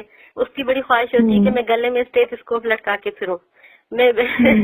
تو اس طرح چھوٹی چھوٹی چیزیں ہوتی ہیں جس بھی پروفیشن کو. ایک تو یہ ہوتا ہے کہ بچپن میں آپ نے جو چیز آپ کے ذہن میں آ گئی، کسی ابے نے کہا، اماں نے کہا کہ یار تم تو وکیل بننا، تم تو بولتے اچھا ہو، کسی نے کہا تم انجینئر بننا، تو ایک تو وہ والی وش آپ کے ساتھ چلتی ہے، ایک عمر تک چلتی ہے اور وہ کبھی بھی آپ کے ذہن سے جاتی نہیں. چاہے آپ ڈاکٹر نہ بنے لیکن آپ جب بھی ڈاکٹرز کو دیکھتے ہیں تو وہ بازگشت آپ کے ذہن میں ہوتی ہے کہ مطلب میرے ساتھ یہ خواہش ریلیٹ کرتی تھی. تو جو چیزیں بھی زندگی میں آپ کے ساتھ ریلیشن میں آ گئی نا وہ تھوڑی تھوڑی تو آپ کے اندر ہوتی ہیں اور آپ ان کو چھانٹتے ہیں. لیکن اب کیونکہ چوائسیز زیادہ ہو گئی ہیں اور مطلب چیزیں زیادہ ہو گئی ہیں، آسانیاں بھی زیادہ ہو گئی ہیں، اس میں آپ جو ہے نا یہ دیکھیں کہ آپ کی خوشی کس چیز میں ہے اور آپ اس کو کتنا ساتھ لے کر. یہ دور ابھی اتنا تیز ہے، اگر آپ صرف ادب یا پینٹنگ یا ان چیزوں کی طرف چلے جاؤ تو ان چیزوں میں آپ کو ایک انسیکیورٹی ہوتی ہے کہ اس میں پیسہ بہت کم ہے. تو پھر یا تو ایسا ہوتا ہے کہ آپ اس میں ہی رہ کے اس کو اتنا گندا کرو کہ آپ اس کو صرف جو ہے نا بیچنے کا مال سمجھو اور اس کو آپ گندا کرنا شروع کر دو. اسے مارکیٹ کرنے کا بھی اور مقصد ہوتا ہے کہ آپ نے ایک اچھی چیز لکھی اور آپ نے کوشش کی کہ وہ اچھا چھپے یا وہ اچھا کمائے. تو اگر وہ چیز اچھی ہے تو اگر آپ نے کوشش کی ہے اس کی مارکیٹنگ کی یا اس سے اچھا کمانے کی تو پھر بری بات نہیں ہے. لیکن آپ نے نا جب اس کے رنگ بدل دیے، جب اس کے توڑ مروڑ کے آپ نے مختلف میڈیمز میں اس کو ڈال ڈول کے اور پھر اس سے وہ ارن کرنا چاہا یا اس سے صرف شہرت کا یا کسی اور چیز کا فائدہ لینا چاہا تو ایک تو وہ دیر پا نہیں ہوتی اور دوسرا وہ بڑی جلدی جی کر ختم ہو جاتی ہے. وہ کبھی بھی آپ کا सिंबल नहीं बनती, आपकी अलामत नहीं बनती, आपकी पहचान नहीं बनती। आप जिस चीज को भी जाएं, एक तो ये कि उससे थोड़ा सा वक्त देकर देखें कि हो रही है दोस्ती और चल रही है, उसके साथ आपकी कैसी चल रही है। जैसे बाहर के कई मुल्कों में जो है ना मियाँ बीवी रहते हैं और फिर अगर साथ नहीं निभ पाता तो वो छोड़ देते हैं, बड़ी आसानी से छोड़ देते हैं। ऐसा नहीं होता हमारे यहाँ कि मतलब नापसंदीदा शौहर के साथ बीवी सारी उम्र रहे, चाहे उसे शक्ल भी अच्छी ना लगे। तो इस तरह आप छोड़ दें आप छोड़ दें। अगर आपको लग रहा है कि आप उसे निभा नहीं पा रहे ना, तो आप उससे ज्यादा देर ना और छोड़ देते हैं। बल्कि बच्चे तो इतना भी एक्सपेरिमेंट नहीं करते, वो वक्त नहीं देना चाहते किसी भी चीज को। तो पहला चीज ये है कि आप जिस चीज में भी एंटर हो, जिस चीज को भी देखें समझें, आजकल सहूलियात ज्यादा हैं, आपके पास चीजें बआसानी पहुंच सकती हैं, उससे ज्यादा फायदा लें, उसे वक्त दें, उसे घंटा 2 घंटा दें। अगर जो चीज घंटे 2 घंटे में हैंडल होने वाली है वो कभी भी 20 मिनट में हल नहीं होगी। इम्तिहानी पर्चा अगर 3 घंटे का उसका वो है ना, बड़ी ये होलनाक है इम्तिहानों वाली बात, लेकिन ये कि मिसाल बहुत आसान है। तो अगर वो 3 घंटे ही उसके है ना, तो अगर आपने 3 घंटे से पहले कर लिया तब भी आपको वहाँ टाइम देना पड़ता है। तो जो जिस चीज का टाइम है ना, उसको अगर आप वो उस चीज का असल टाइम नहीं देंगे, तब तक आप उसे सीखेंगे नहीं, उसे जिएंगे नहीं और उसे हासिल नहीं कर पाएंगे। तो हासिल करने से पहले अपना आप उसे दान करना पड़ता है। आप चीजों के साथ वक्त स्पेंड करें और जिस चीज में आप अपने आप को फिट महसूस करें और जिस चीज के साथ आपको लगता है कि आपका मिजाज, और दूसरी बात ये कि आपका मिजाज बहुत अहमियत रखता है। कोई बंदा फनकारी में होते हुए भी कोई बंदा गायकी की तरफ चला जाता है, कोई मुसव्वरी की तरफ जाता है। आपका खुद का मिजाज बहुत ज्यादा, कोई बंदा नेचर से बहुत ज्यादा कुर्ब महसूस करता है तो वो मुसव्वरी को जा लेता है और उसे मुसव्वरी बड़ी तकवीयत देती है। फिर यही कि जो फील्ड आपको तकवीयत देती है और आपको दरियाफ्त करती है वो आपकी फील्ड है। तो आप छांटें, आप उसके साथ वक्त गुजारें, वो खुद ही फैसला चीजें कर लेंगी कि चलना है या नहीं चलना। जबरदस्त। तो इसको हम इस तरह से जैसे जो अगर हम इसी बात को लेके थोड़ा सा आगे चलें, हम ये कह सकते हैं कि आप अपनी सच्चाई को फॉलो करें बजाय ये देखने के कि दुनिया उसको किस तरह से रिसीव करेगी या दुनिया। आप अपनी सच्चाई को फॉलो करें, बिल्कुल, और वो सच होगी तो वो लोगों तक पहुंच जाएगी। और पता है एक बहुत बड़ी बात है कि आपके सामने जो मिसालें होती है ना कि फलां 2 नावल लिख के वो इतनी शोहरत पे पहुंच गया और मैं भी नावल लिखूंगा तो मुझे शोहरत होगी। हो सकता है आपको नावल से शोहरत ना हो सकता है आपको फला मीडियम से शोहरत ना हो। तो हर किसी का एक अपना नसीब भी होता है और हर किसी की अपनी एक चाबी होती है, जो जिस चीज में महारत और रखता है ना, तो उसे उस चीज का अजर मिलता है। तो आप कोशिश करें, काम करें, फौरन से जो है ना लोगों से अपने आप को मैच ना करें। ये ना सोचें हम, तभी हमारे अंदर जो है ना हसद का जज्बा उमड़ता है कि हम कहते हैं कि ये इसके पास है, ये मेरे पास क्यों नहीं है। असल में वो तो उसका हकदार है इसलिए उसके पास है, तुम्हारे पास नहीं तो तुम उसके हकदार नहीं हो। तो अगर तुम ये फैसला करने में आसानी कर जाओ ना, तो फिर आप खुद अपने लिए छोटी छोटी बड़ी सहूलतें करते जाते हैं। अच्छा, इसमें ये जो हमारे अंदर एक, और ये शायद इंसानी फितरत होती है दूसरों के साथ मुवाजना करने की। जैसे हम कहते हैं ना कि किसी भी वक्त बहुत सारे लोग होते हैं जिनके पास हमसे ज्यादा होता है, बहुत सारे लोग होते हैं जिनके पास हमसे कम होता है, लेकिन आपका मुकाबला अपने साथ होना चाहिए। ठीक है, मतलब आपका मुवाजना अपने साथ नहीं होना चाहिए। तो ऐसा आपके ख्याल में इंसानी फितरत में क्या ऐसी चीज है जो हमें ये मुवाजना करने पे मजबूर कर देती है? जैसे अगर हम फॉर इंस्टेंस मिसाल लें तो जो बहुत बड़े बड़े नाम भी गुजरे हैं, न्यूटन, आइंस्टाइन, इनको भी अगर हम देखें तो इनकी भी अगर आप पर्सनल जिंदगी में जाए ना, तो ये भी किसी न किसी के साथ मुवाजना कर रहे थे और बाज़ दफा बड़े डिप्रेशन में चले जाते थे क्योंकि उनको लगता था कि हम उतने कामयाब नहीं है। या फॉर इंस्टेंस जिस तरह आपने अभी बात की कि किसी का अगर नॉवल बहुत मशहूर हो जाता है तो हमें इस पैराए को या इस बात को हम कैसे बढ़ा सकते हैं कि ये जो हमारी मुवाजना करने की एक आदत होती है, एक टेंडेंसी होती है, इसको इंसान कैसे काबू में ला सकता है? मुवाजना किसी हद तक बहुत इफेक्टिव होता है और वो आपको उकसाता है, क्योंकि मैंने देखा कि जब हम ना कोविड में बंद हो गए तो हमारे अंदर ना कईयों ने कपड़े बनाना कम कर दिए, या हमारे अंदर वो जो दिखावे का था ना, क्योंकि हम दूसरों के लिए जीते हैं ना। अगर हम कुछ अच्छी चीज करते हैं तो हम कहते हैं कि फला पार्टी के लिए ये जूते मैं अपने लिए रख लेता हूँ। तो मतलब हम एक दूसरे के लिए जीते हैं। تو اس لیے ہم دوسروں سے اپنے آپ کو ریلیٹ بہت زیادہ کرتے ہیں.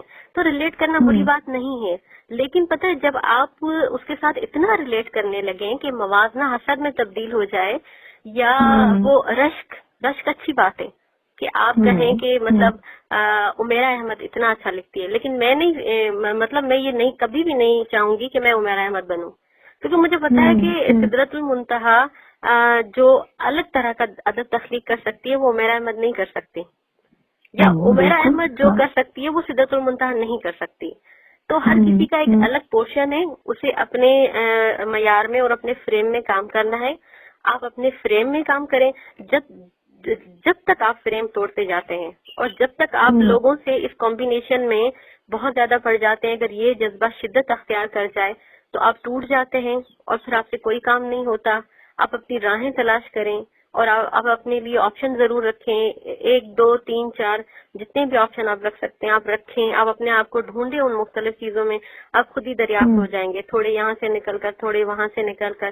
اچھا، بڑی بات یہ ہے کہ جب موازنہ ہوتا ہے کسی حد تک آپ کو اکساتا ہے، آپ کے اندر جذبہ پیدا کرتا ہے کام کا، یہاں تک تو ٹھیک ہے، یہاں تک چلے گا کہ یار مطلب میں کہوں گی کہ رفعت آپا نے اتنا کمال کا لکھا ہے، کاش میں بھی کمال کا لکھوں، لیکن میں رفعت آپا کو نہیں، مطلب میں چراغ آخر شب نہیں لکھ سکتی. اگر میں کہوں کہ میں چراغ آخر شب میں نے لکھا ہوتا میں لکھوں تو ایسا نہیں ہو سکتا. لیکن میں اگر کہوں کہ رفعت آپا اتنا عمدہ لکھتی ہیں، ان کی زبان کی جڑت اتنی اچھی ہے اور ان کا اسٹائل اتنا اچھا ہے، ان کا منظر اتنا خوبصورت ہے، میں بھی تھوڑا سا اپنا منظر نگاری پر توجہ دوں، میں بھی کردار کے ساتھ ذرا ٹائم اسپینڈ کروں تو میں اتنی گھڑ کے آؤں. تو یہ والی یہاں تک یہ چیز اچھی ہوتی ہے. جب اس سے کام بڑھتا ہے نا پھر بگاڑ پیدا ہوتا ہے. اور بڑے مزے کی بات ہے کہ یہ چیز جو ہے نا موازنے سے آپ اٹھتے بھی ہیں، آپ گرتے بھی ہیں. مزے کی بات یہ کہ آئن اسٹائن نے وہی کیا جو اس نے کرنا تھا، اسٹیون ہاکنگ نے وہی کیا جو اس نے کرنا تھا. کوئی بھی اسٹیون ہاکنگ کی طرح لہروں کو نہیں پڑھ سکا، کوئی بھی آئن اسٹائن کی طرح اسٹیج پر اتنا زیادہ مشاہدہ نہیں کر سکا. زبردست. آپ تو ہم اس کو اس طرح ہم اس سے یہ کنکلوژن نکال سکتے ہیں کہ جہاں تک آپ کو کسی اور کے ناممکنات ممکن ہوتی دکھائی دیتی ہیں تب تک تو بہت اچھا ہے کہ انہوں نے ایک چیز جو آپ کو ناممکن لگ رہی تھی لیکن آپ نے کسی اور کو کر کے کسی اور کی زندگی میں اس کو ممکن ہوتے دیکھ لیا، تو وہ آپ کے لیے بھی ممکنات میں سے بن جاتی ہے. لیکن یہ کہ آپ کسی اور کا راستہ یا کیلکولیشن آپ نہیں کر سکتے کہ یہ فارمولا آپ اپلائی کریں گے، ان کا فارمولا آپ اپنی اس کے اوپر اپلائی کریں گے تو وہی چیز نکلے گی. بالکل بالکل. یہ دیکھیں ممتاز مفتی صاحب کہتے تھے نا کہ وہ ہر کسی کا راستہ اللہ کی طرف، منزل اللہ ہے لیکن راستہ ہر کوئی اپنی طرف سے لیتا ہے. کوئی راستے سے جاتا ہے، کوئی اسٹیشن سے جاتا ہے، کوئی اوپر سے، کوئی نیچے سے. منزل سب کی اللہ ہے، تو راستہ ہر کوئی اپنا پکڑتا ہے. تو ہر فیلڈ میں راستہ ہر کوئی اپنا پکڑتا ہے. اب میں اگر نکلوں گی نا کہیں، مجھے اگر باہر جانا بھی ہے، امریکہ جانا ہے، تو میں یہاں گاؤں سے نکلوں گی نا، میں لاہور سے تو نہیں نکلوں گی ڈائریکٹ. تو ہر کوئی اپنے راستے سے ہی نکلتا ہے جہاں اس کی بنیادیں ہوتی ہیں، جہاں سے وہ اٹھتا ہے، جہاں پر وہ کھڑا ہوتا ہے، اس سے وہاں سے چلنا ہوتا ہے. جو بندہ جس کو آپ سمبلائز کر رہے ہو، جس کو آپ علامت کے طور پہ دیکھ رہے ہو نا، وہ لاہور سے چلا تھا اور وہ دبئی پہنچا، تو آپ لاہور سے نہیں چلے.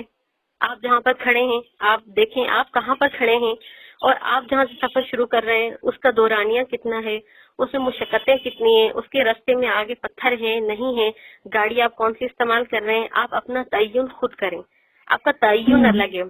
ہو سکتا ہے کہ وہ والا جو راستہ ہے جو پرپیچ ہے، جو مشکل ہے، جو آپ کو رزلٹ بہت دیر سے دے رہا ہے، لیکن اس میں جتنی آپ ٹھوکریں کھائیں گے راستے میں جاتے جاتے ہوئے، آپ جتنی راستے کی کوئی مسجدیں، کوئی ٹوٹے پھوٹے گھر، اور آپ جتنی ثقافتیں دیکھیں گے، ہو سکتا ہے جلدی پہنچنے والے نے اتنی ثقافتیں نہ دیکھی ہوں. جتنے لوگوں سے آپ نے آشنائی کی، راستے میں راہ چلتے چلتے، ریل کے سفر میں کھڑکی سے آپ نے جتنے منظر دیکھے، وہ کسی اور نے وہ منظر اپنی نظروں میں نہیں اتارے ہوں گے. تو اگر رزلٹ نہیں بھی ملا جہاں منزل پر آپ پہنچے اور آپ کو پتہ لگا کہ آپ کی مرضی کی چیز تو یہاں تھی ہی نہیں، تو پھر بھی کوئی بات نہیں. بیچ میں جو سفر آپ نے کیا ہے نا، آپ شرط تھا وہ سفر آپ سے کروانا تھا قدرت نے، تو آپ اس کی افادیت کو محسوس کریں. زبردست. اچھا مجھے یہ بتائیں کہ اللہ اور انسان کا آپ کی نظر میں کیا رشتہ ہے؟ میرے خیال سے اللہ اور انسان کا ہی رشتہ بڑا عمدہ ہے، اور اللہ نے ہی اس احساس سے اتنے چھوٹے چھوٹے اور اتنے بڑے بڑے رشتے جڑتے ہیں. اگر یہ والا رشتہ نہ ہو، جیسے آپ کا روح کے ساتھ، جسم کا روح کے ساتھ رشتہ ہے نا، آپ روح کی نفی نہیں کر سکتے. آپ یہ نہیں کہہ سکتے کہ میرا جو جسم ہے وہ مجھے آپریٹ کر رہا ہے، وہ مجھے چلا رہا ہے، وہ میرا ریموٹ کنٹرول استعمال کر رہا ہے. آپ کے اندر ایک خواہش ہوتی ہے، وہ آپ کی روح کر رہی ہوتی ہے، عمل آپ سے وہ کروا رہی ہوتی ہے. تو ہر جگہ اللہ نے چار چیزیں جوڑ کے ایک بندہ بشر بنا دیا ہے. مٹی جوڑی ہے، آگ ہے، ہوا ہے، پانی ہے، بندے کے اندر کئی گردے ہیں، دل ہیں. کوئی ایک چیز نکال لو، دماغ نکال لو تو دل کسی کام کا نہیں، دل نکال لو تو دماغ کسی کام کا نہیں ہے. تو ساری چیزیں آپس میں جڑی ہوئی ہیں، اور وہ ساری چیزیں ہی شاید ضروری ہیں اس کے لیے. اور زندگی کیا ہے؟ زندگی اللہ تک پہنچنے کا ایک راستہ ہے، یا زندگی آپ کے خیال میں کیا ہے؟ زندگی بہت خوبصورت ہے اور زندگی بہت اہم ہے. اگر زندگی نہ ملی ہوتی تو آپ نے سیکھا نہیں ہوتا. مجھے میری چھوٹی بہن نے کچھ دن پہلے سوال کیا کہ جنت میں بچے کیوں نہیں پیدا ہوں گے. تو میں نے کہا بہن اگر جنت میں بچے پیدا ہوں پھر تو تباہی آ جائے. مطلب یہاں بھی بچے پیدا ہوں، جنت میں بھی بچے پیدا ہوں، ہر جگہ بچے پیدا ہوں. ویسے ہی پاپولیشن پر حکومت اتنی پریشان ہے، تو آپ کیوں مطلب اللہ کی جنت کو مصیبت زدہ کرنا چاہتے ہیں؟ تو بچے پیدا کرنے کے لیے یہ دنیا دی گئی ہے. یہ ہر زندگی سوال بہت دلچسپ ہے، کبھی اس پہ سوچا نہیں، مجھے واقعی سوچنے والی بات ہے. ہاں تو جو ہے نا نمرا ہمیشہ ایسے سوال چن چن کے پوچھتی ہے. تو مطلب یہ ہے کہ جنت میں کیوں بچے پیدا ہو، اور ہر زندگی کا اپنا ایک ٹیسٹ ہے. میرے خیال سے جب آپ روحیں اکٹھے رہتی تھیں اللہ کے پاس اور انہیں اللہ کے ہونے کا اقرار کیا تھا، تو اس زندگی کا اپنا ایک الگ ٹیسٹ ہوتا ہوگا. اور روحوں کے وہ وہاں پہ جھرمٹ ہوتے تھے جن کی آپس میں دوستیاں تھی، اور یہاں جب آپ ملتے ہیں اور آپ کی دوستیاں جڑتی ہیں تو آپ کو لگتا ہے کہ کوئی ایسا تعلق ہے جو آفاقی ہے اور جو اندر سے کہیں جڑا ہوا ہے. اور آپ کو ایسا لگتا ہے چاہے آپ جیسے کچھ لوگوں کے ساتھ آپ 6 مہینے بھی گزارے نا، تو آپ کو لگتا ہے کہ آپ نے 6 سال گزارے ہیں یا 6 صدیاں گزاری ہیں. تو بیسکلی 6 صدیوں کا سفر آپ کا ان کے ساتھ ہو چکا ہوتا ہے. تو ہر زندگی کی ایک الگ ثبات ہے، ایک الگ اثبات ہے، اور ایک الگ نفی ہے، اور ایک الگ اس کی جڑت ہے، اور وہ آپ کے لیے ضروری ہے. موت بھی ضروری ہے، زندگی بھی. میرے خیال سے یہ والی زندگی اگر نہ ہوتی جس میں بندہ اتنا ذلیل خوار ہوتا ہے، اتنا پٹتا ہے، اتنا وہ گندا ہوتا ہے، اتنا اسے کمانے کے لیے جتن کرنے پڑتے ہیں، خواری اٹھانی پڑتی ہے، اور اپنی چھوٹی چھوٹی چیزیں کرنے کے لیے اتنا اس کے سامنے مشکلیں آتی ہیں. ہر 2 گز پر جو ہے نا مشکلیں ہیں. پھر یہ ہے کہ ہم نے تو ویسے بھی جو ہے نا اسے فرقے مذہب یا ان چیزوں کے چکر میں مشکلوں کو تھوڑا زیادہ بڑھا دیا ہے کہ ہم جو ہے نا ہم دکھانا چاہتے ہیں کہ ہم کتنے طاقتور ہیں، ہم اتنی مشکلوں کو جھیل سکتے ہیں. تو ہم نے 4 مشکلیں خود بھی اپنی پاکٹ میں ڈالی ہوئی ہیں. تو لیکن اس کے باوجود بھی یہ اتنی حسین ہے کہ آپ اس زندگی کو چھوڑنا نہیں چاہتے.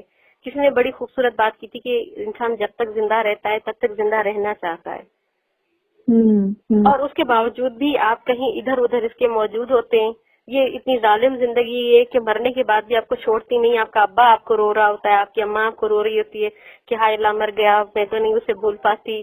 تو کسی نہ کسی طرح وہ پیچھے صدائیں آ رہی ہوتی ہیں، اور وہ آپ کہہ رہے ہوتے ہیں کہ یار کاری جہاں دراز ہے اب میرا انتظار کر، تمہیں بھی میں بلاؤں گا اپنے پاس پٹنے کے لیے. تو یہ زندگی بہت بہت خوبصورت ہے، بہت اہم ہے، اور اس کا ہونا بہت ضروری ہے، اور یہ آپ کو سکھاتی بہت زیادہ ہے. میرے خیال سے اگر یہ نہ ہوتی تو پھر جینے کا مزہ نہیں ہوتا. زبردست. اچھا، یہاں سے اب ہم تھوڑا سا ذرا مختلف پہلو کی طرف جائیں گے. آپ نے درمیان میں ذکر کیا تھا الیکٹرانک میڈیا کا، کہ آپ نے دونوں جگہ پہ آپ کا کام موجود ہے، ڈائجسٹ کی طرف بھی موجود ہے، اسکرپٹ رائٹنگ کی طرف بھی ہے. تو یہ جو مختلف وہ تھے، مختلف جو دونوں میڈیا کے مختلف پہلو ہیں، مختلف اسی کی 2 مختلف شکلیں ہیں. تو الیکٹرانک میڈیا یا جو ٹیلی ویژن اسکرپٹ رائٹنگ ہے، اس میں آپ کو کیا مختلف لگا ڈائجسٹ رائٹنگ سے؟ کیا آسان لگا، کیا مشکل لگا، اور وہ سفر کس طرح سے رہا؟ جو پرنٹ میڈیا کا ہے وہ تو کیونکہ بچپن سے ساتھ تھا اور اسے خود لیا تھا تو اس سے پیار بڑا کیا، اس سے محبت بڑی کی، اور لکھے سے بہت محبت کی، جو اپنا لکھا ہوا ہے مطلب پرنٹ کا لکھا ہوا ہے اس سے بڑی چاہ سے لکھا، اس کے ساتھ وقت بہت زیادہ گزارا۔ الیکٹرانک کی طرف جو ہے نا کبھی سوچا نہیں تھا کہ اس طرف آنا پڑے گا، لیکن اللہ بھلا کرے سلطانہ آفاقہ سے انہوں نے ہم ٹی وی کھولا، پھر کچھ بڑے رائٹرز کو انہوں نے بلوایا، پھر بڑے رائٹرز نے کچھ ہم جیسے چھوٹوں کو گھاس ڈالی اور کہا کہ یار تھوڑی سی گھاس ہم تمہیں بھی دے دیتے ہیں اپنے حصے کی، تو تم بھی تھوڑا سا چڑھ کے دیکھو گے کیسا مزہ آئے کہ گھوڑے کی گھاس کیا ہوتی ہے، تم تو گدھے کھاتے آئے ہو۔ تو انہوں نے تھوڑا سا گھوڑے کی گھاس ہمارے سامنے ڈالی، تو اس چارے کو ہر کوئی چکھنے کے لیے آگے بڑھا، تو میں بھی بڑھی۔ اور عمیرہ صاحبہ کا بہت شکریہ، ان کا احسان ہے، انہوں نے مجھے اسکرپٹ لکھنا سکھایا اور نے مجھے اتنے بڑے آزار سے ملا دیا۔ عمیرہ صاحبہ کے ساتھ ایک سیریل کیا، اس کے درمیان سیکھا بہت۔ ایک اس میں یہ مزہ ہے کہ اس میں شارٹ کیز بہت زیادہ ہیں، جیسے اگر یہ لوگ آپ سے بہت زیادہ تبدیل نہ کروائیں تو اسکرین پلے اتنا آسان ہو جاتا ہے لکھنا کہ آپ پھر کہانیوں میں بھی اسکرین پلے مارتے آتے ہو۔ تو آپ جو ہے نا اسکرین پلے پر گرفت جمانا بہت آسان ہوتی ہے اگر آپ اسے سمجھے۔ جملے کو پھینکنا اور جملہ کرنے کا ایک اپنا مزہ ہوتا ہے جو آپ ڈرامے سے سیکھتے ہو، اور آپ کی ڈائریکٹ صرف جملے پر کمانڈ جاتی ہے، جملے پر آپ کا جاتا ہے کہ آپ کردار سے کیا کہلوا رہے ہو۔ ایک الگ میڈیم ہے، اچھا میڈیم ہے، اگر اس میں آپ کو کام کرنے کا شرافت کے ساتھ موقع مل رہا ہے تو آپ کریں، ورنہ آپ نہ کسی کو پیٹے نہ آپ خود پیٹیں۔ تو اب الیکٹرانک میڈیا بہت مشکل ہو گیا ہے، لیکن یہ کہ جب تھوڑی سی تبدیلیاں آ رہی تھیں ہمارے یہاں پاکستان میں، کئی چینلز بن رہے تھے تو اچھی چیزیں بن رہی تھیں اور اس پہ کام کرنے کا مزہ آ رہا تھا۔ اس میں آپ کو کتاب کا ذائقہ بھی ملتا تھا، ادب کا بھی ذائقہ ملتا تھا، چسکا بھی ملتا تھا، اور اب بھی کبھی کبھار کوئی ایک آدھ ایسا پروجیکٹ ہوتا ہے کہ ویور بھی اس سے خوش ہوتا ہے، رائٹر بھی اس سے خوش ہوتا ہے، تو ایکسپیریمنٹ ہے یہ بھی، اور اس میں پیسہ زیادہ ہے تو رائٹرز کی طرف زیادہ اٹریکٹ بھی ہوتا ہے۔ لیکن میرے خیال سے کہ اگر آپ اسے نبھا سکیں، جو بھی اس طرف آئے وہ اگر اسے نبھا سکتا ہے اور اس پر چل سکتا ہے اور اسے اچھا لکھ سکتا ہے تو ٹھیک ہے، اور اگر اسے اچھا لکھنے کا موقع دیا جائے، بدبختی کے ساتھ اچھا لکھنے کا موقع یہاں پر بہت آپ کو کم ملتا ہے۔ یہاں پہ آپ ایک الگ طرز کی چیز سیکھتے ہو اور اسے لکھتے ہو۔ ڈرامہ ایک الگ میڈیم ہے، تھیٹر ایک الگ میڈیم ہے، اس کا تھیٹر کا اپنا ذائقہ ہے، ڈرامے کا اپنا ذائقہ ہے، کہانی اور افسانے کا اپنا ذائقہ ہے، ترجمے کا اپنا ذائقہ ہے۔ تو یہ ساری چیزیں بہت اچھی ہیں جو بھی اسے لکھنے سے ریلیٹ کرتی ہیں، بشرط یہ کہ آپ جہاں پر پورا اتر رہے ہو اور آپ جہاں پر جس وقت کام کر رہے ہو تو آپ اس کے ساتھ کیسا بہیو کر رہے ہو، یہ بہت ضروری ہوتا ہے۔ اچھا، اگر ہم اسی بات کو تھوڑا اور آگے لے کے چلیں تو اسکرپٹ رائٹنگ اور ناول لکھنے میں یا کہانی افسانہ لکھنے میں بنیادی فرق آپ کو کیا لگے تھے؟ دونوں کا پروسیس مختلف کس طرح سے ہوتا ہے؟ آئیڈیا کنسیو کرنے کا پروسیس، پھر آگے جس طرح آپ کرداروں کو سامنے لے کے آتے ہیں، ان دونوں میں فرق کیا ہوتا ہے؟ کہانی جو ہوتی ہے وہ جوں کی توں آپ کے اندر جنم لیتی ہے اور اسے آپ جوں کا توں لکھنا شروع کر دیتے ہیں۔ اس میں آپ کو ٹیکنیکل پرابلمز اتنے زیادہ نہیں ہوتے کیونکہ اس میں کیمرہ نہیں ہوتا، کیمرے کی جو ہوتی ہے نا اس میں مداخلت نہیں ہوتی، تو آپ کیمرے سے آزاد زندگی کو دیکھ رہے ہوتے ہیں، اور آپ یہاں پہ بیٹھے آپ جو ہے نا تھر بھی لکھ سکتے ہیں، کچھ بھی لکھ سکتے ہیں، لیکن ڈرامہ جب آپ لکھ رہے ہوتے ہیں تب آپ بڑا محدود ہوتے ہیں، اور آپ جو سینیریو دکھا رہے ہیں، جو منظر دکھا رہے ہیں، کہانی اس کی محتاج ہوتی ہے، اس کے اندر آپ کو کہانی کو رکھ کے لے کے چلنا پڑتا ہے۔ تو یہ بنیادی فرق ہے، اس کے اندر کوزے کے اندر بیٹھ کے آپ جو ہے نا کیسے کھیلتے ہیں، کہانی کو بڑھاتے کیسے ہیں، یہ الگ ایکسپیرینس ہوتا ہے جو یہ بھی سکھاتا ہے آپ کو کہ اس قسم کی کہانی کو لکھنا کیسا ہوتا ہے۔ لیکن میرے خیال سے بندہ ناول میں کہانی میں بہت آزاد ہے، اور وہاں پہ اچھا وہاں ذمہ داری بھی زیادہ ہے۔ ناول میں ڈائریکٹر بھی آپ ہیں، ناول میں پروڈیوسر بھی آپ ہیں، ٹھیک ہے، اس ہر چیز کی ذمہ داری آپ کی ہے۔ ناول میں کردار بھی آپ ہیں، رائٹر بھی آپ ہیں، سب کچھ آپ ہیں، تو ناول کے ساتھ انصاف کرنا زیادہ مشکل ہوتا ہے کیونکہ وہاں پہ پورشن بنے ہوتے ہیں اسکرپٹ، ڈرامہ اسکرپٹ کے، کہ یہ اسکرین پلے ہے اور اس میں ہدایات ہیں، اور یہ والا پورشن جو ہے یہ ڈائلاگس کا ہے، اس میں کردار کے جملے ہیں، تو ان کو سمیٹنا اور ان کو بٹھانا ذرا قدرے آسان ہوتا ہے کیونکہ وہ ڈیوائڈ ہو چکے ہوتے ہیں، ایون ٹائم وغیرہ وہ سارا کچھ لکھا ہوتا ہے کہ یہ وقت ہے، یہ اوقات ہے، یہ جگہ آپ فلاں دکھا رہے ہیں، کردار اس طرح سے انٹر ہوا ہے، اے سے آیا ہے، اے سے گیا ہے، تو وہ تھوڑا الگ ہے اور وہ ذرا زیادہ آسان بھی ہے اور وہ طے شدہ ہے، وہ طے شدہ ہے کہ 25 قسطیں اس طرح چلنی ہیں۔ ناول و کہانی طے شدہ نہیں ہو سکتی، وہ آپ کی گرفت سے نکل بھی جاتے ہیں اور وہ آپ کی مرضی کے خلاف چل بھی یہاں بھی ایسا ہوتا ہے کہ کردار آپ کی مرضی کے خلاف چلتا ہے اور وہ زیادہ اچھا ہوتا ہے، لیکن ناول میں بھی یہ ہے کہ ناول میں بھی ایک چیز کا آپ خیال رکھیں کہ آپ کردار کو جگہ دیں، اسے موقع دیں بولنے کا، اور آپ خود ہی اپنی ٹٹر نہ کیے جائیں۔ رائٹر کو بڑا شوق ہوتا ہے مسلط ہونے کا، تو وہ کردار سے نا بڑا ٹرینڈ چلا تھا ہمارے ڈائجسٹ میں کچھ سال پہلے کہ رائٹر ہی بولتا تھا اور رائٹر ہی کہتا تھا کہ اسی اسپیگیٹی بہت پسند ہے، اور پھر وہ اور وہ اسے سیل فون کو اس طرح پکڑتی ہے، یار خدا کی مار پڑے تم پر، مطلب سارا اپنا آپ کیوں تھوپ رہے ہو اس بیچارے معصوم کردار پر؟ اس سے تھوڑا سا منوسیت سے باہر نکالو، اسے خود بات کرنے دو کہ اسے اسپیگیٹی پسند ہے یا نہیں ہے۔ کردار وہ بنا رہا ہوتا ہے کہ نہیں یار میرے ساتھ ایسے نہیں کرو، مجھے اسپیگیٹی پسند نہیں ہے، مجھے نوڈلز اچھے لگتے تھے یا مجھے فلاں کیک اچھا لگتا تھا، لیکن کردار اپنی پسند تھوپتا ہے، اسے چاکلیٹ کیک بہت پسند ہے، وہ چسکے لے کے کھاتا ہے، ابے خدا تمہیں سمجھے وہ چاکلیٹ کیک نہیں کھاتا، وہ جس طرح کا کردار ہے چاکلیٹ کیک اس پر سوٹ نہیں کرتا یا اس کا مزاج ہی ایسا نہیں ہے۔ تو وہاں بھی نا ناول میں بھی یا کہانی میں بھی رائٹر کو تھوڑا چاہیے جب وہ ایک تو فلو میں آ کے لکھ لے، بھلے وہ فلو میں لکھے، فلو کے بعد وہ تھوڑا سا مطلب اسے دیکھیے کہ وہ اب میں یہ تو نہیں دکھا سکتی تھی نا کہ راک گانے پہ علی گوہر ڈانس کر رہا ہے، تو وہ میں نہیں دکھا سکتی تھی، چلو یہ تو بہت زیادہ وہ بولڈ ہو گیا ہے، لیکن چھوٹی چھوٹی غلطیاں بھی ایسی ہوتی ہیں جو کردار کو مسخ کرتی ہیں، تو وہ چاہے ڈرامہ ہو، وہ چاہے کہانی ہو، وہ چاہے افسانہ ہو، وہاں پہ رائٹر کردار پہ تھوڑی سی مہربانی کرے، اس پر رحم کرے اور اسے خود بولنے دے۔ کبھی کبھار کردار آپ کے خلاف آ کر کھڑا ہو جاتا ہے، آپ کے خلاف بات کرتا ہے، اور کبھی کبھار وہ آپ کا اتنا سپورٹ آپ کی کرتا ہے کہ وہ آپ کو ڈیفینڈ کرتا ہے ہر جگہ، وہ کہہ رہا ہوتا ہے کہ یار دل بھر میں تمہیں بڑا سمجھتا ہوں اور تم یہ کہنا چاہتے ہو نا، میں بھی یہ کہنا چاہتا ہوں، تو اسے اسپیس دیں، اسے سمجھیں، دیکھیں کردار کس قسم کا ہے۔ اچھا، اسی سے جڑا ہوا جو ایک اور سوال تھا، اب اس شاخ کے اوپر ہم کیا بٹھائیں؟ اس شاخ کے اوپر ہم الو بٹھا دیتے ہیں، اب تلخی زیادہ آ گئی ہے۔ اوکے، 2 کہ 1؟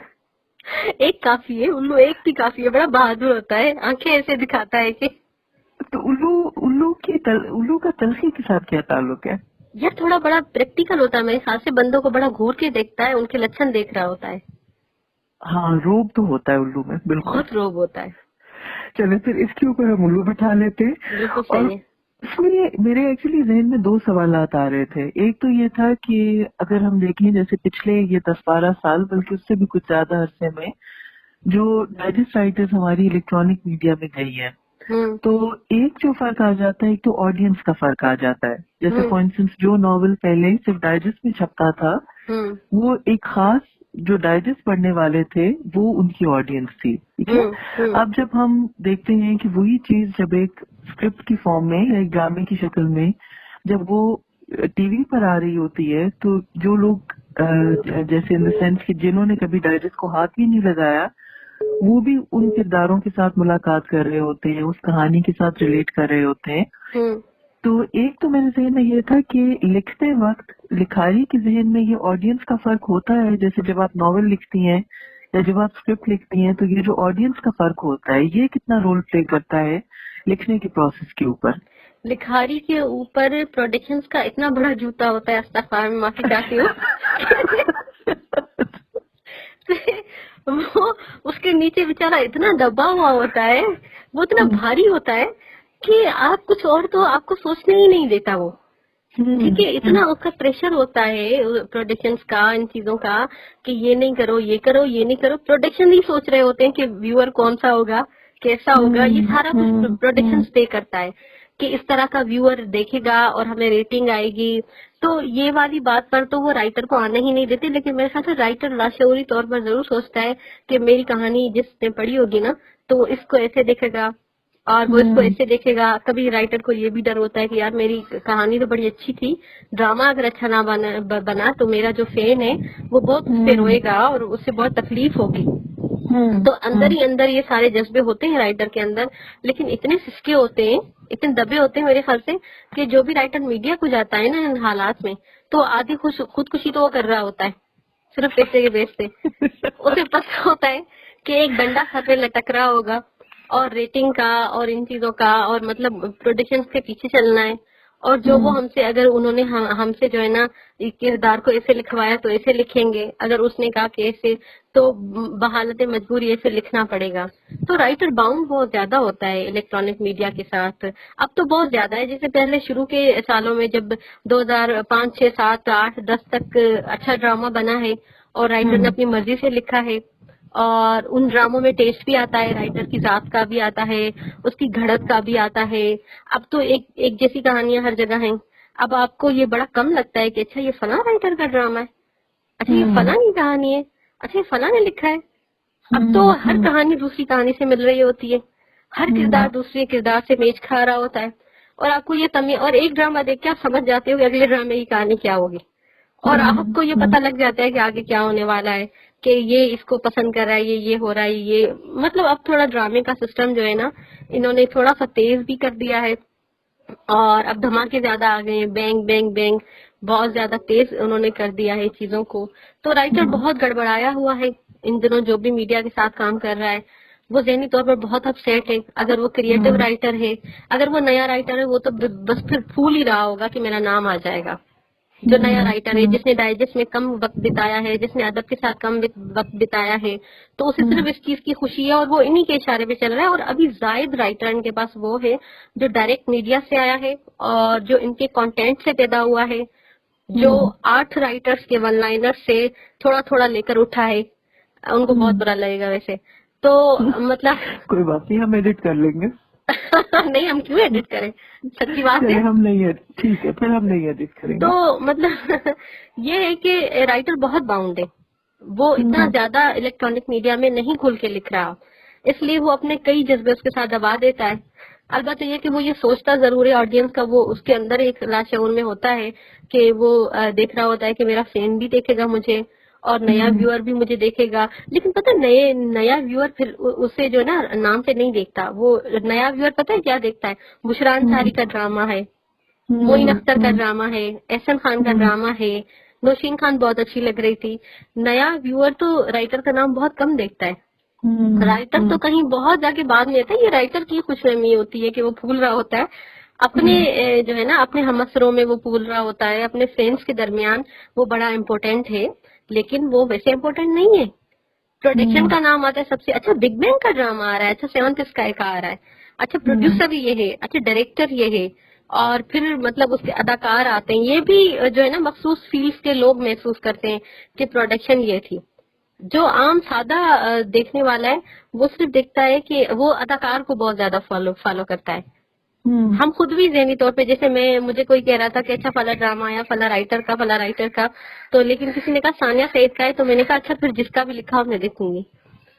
تو ہم سامنے اسکرین پہ جو چیز دیکھ رہے ہیں نا, تو ہم اس کو کرتے ہیں, اور رائٹر تھوڑا بہت بعد میں جا کے آتا ہے.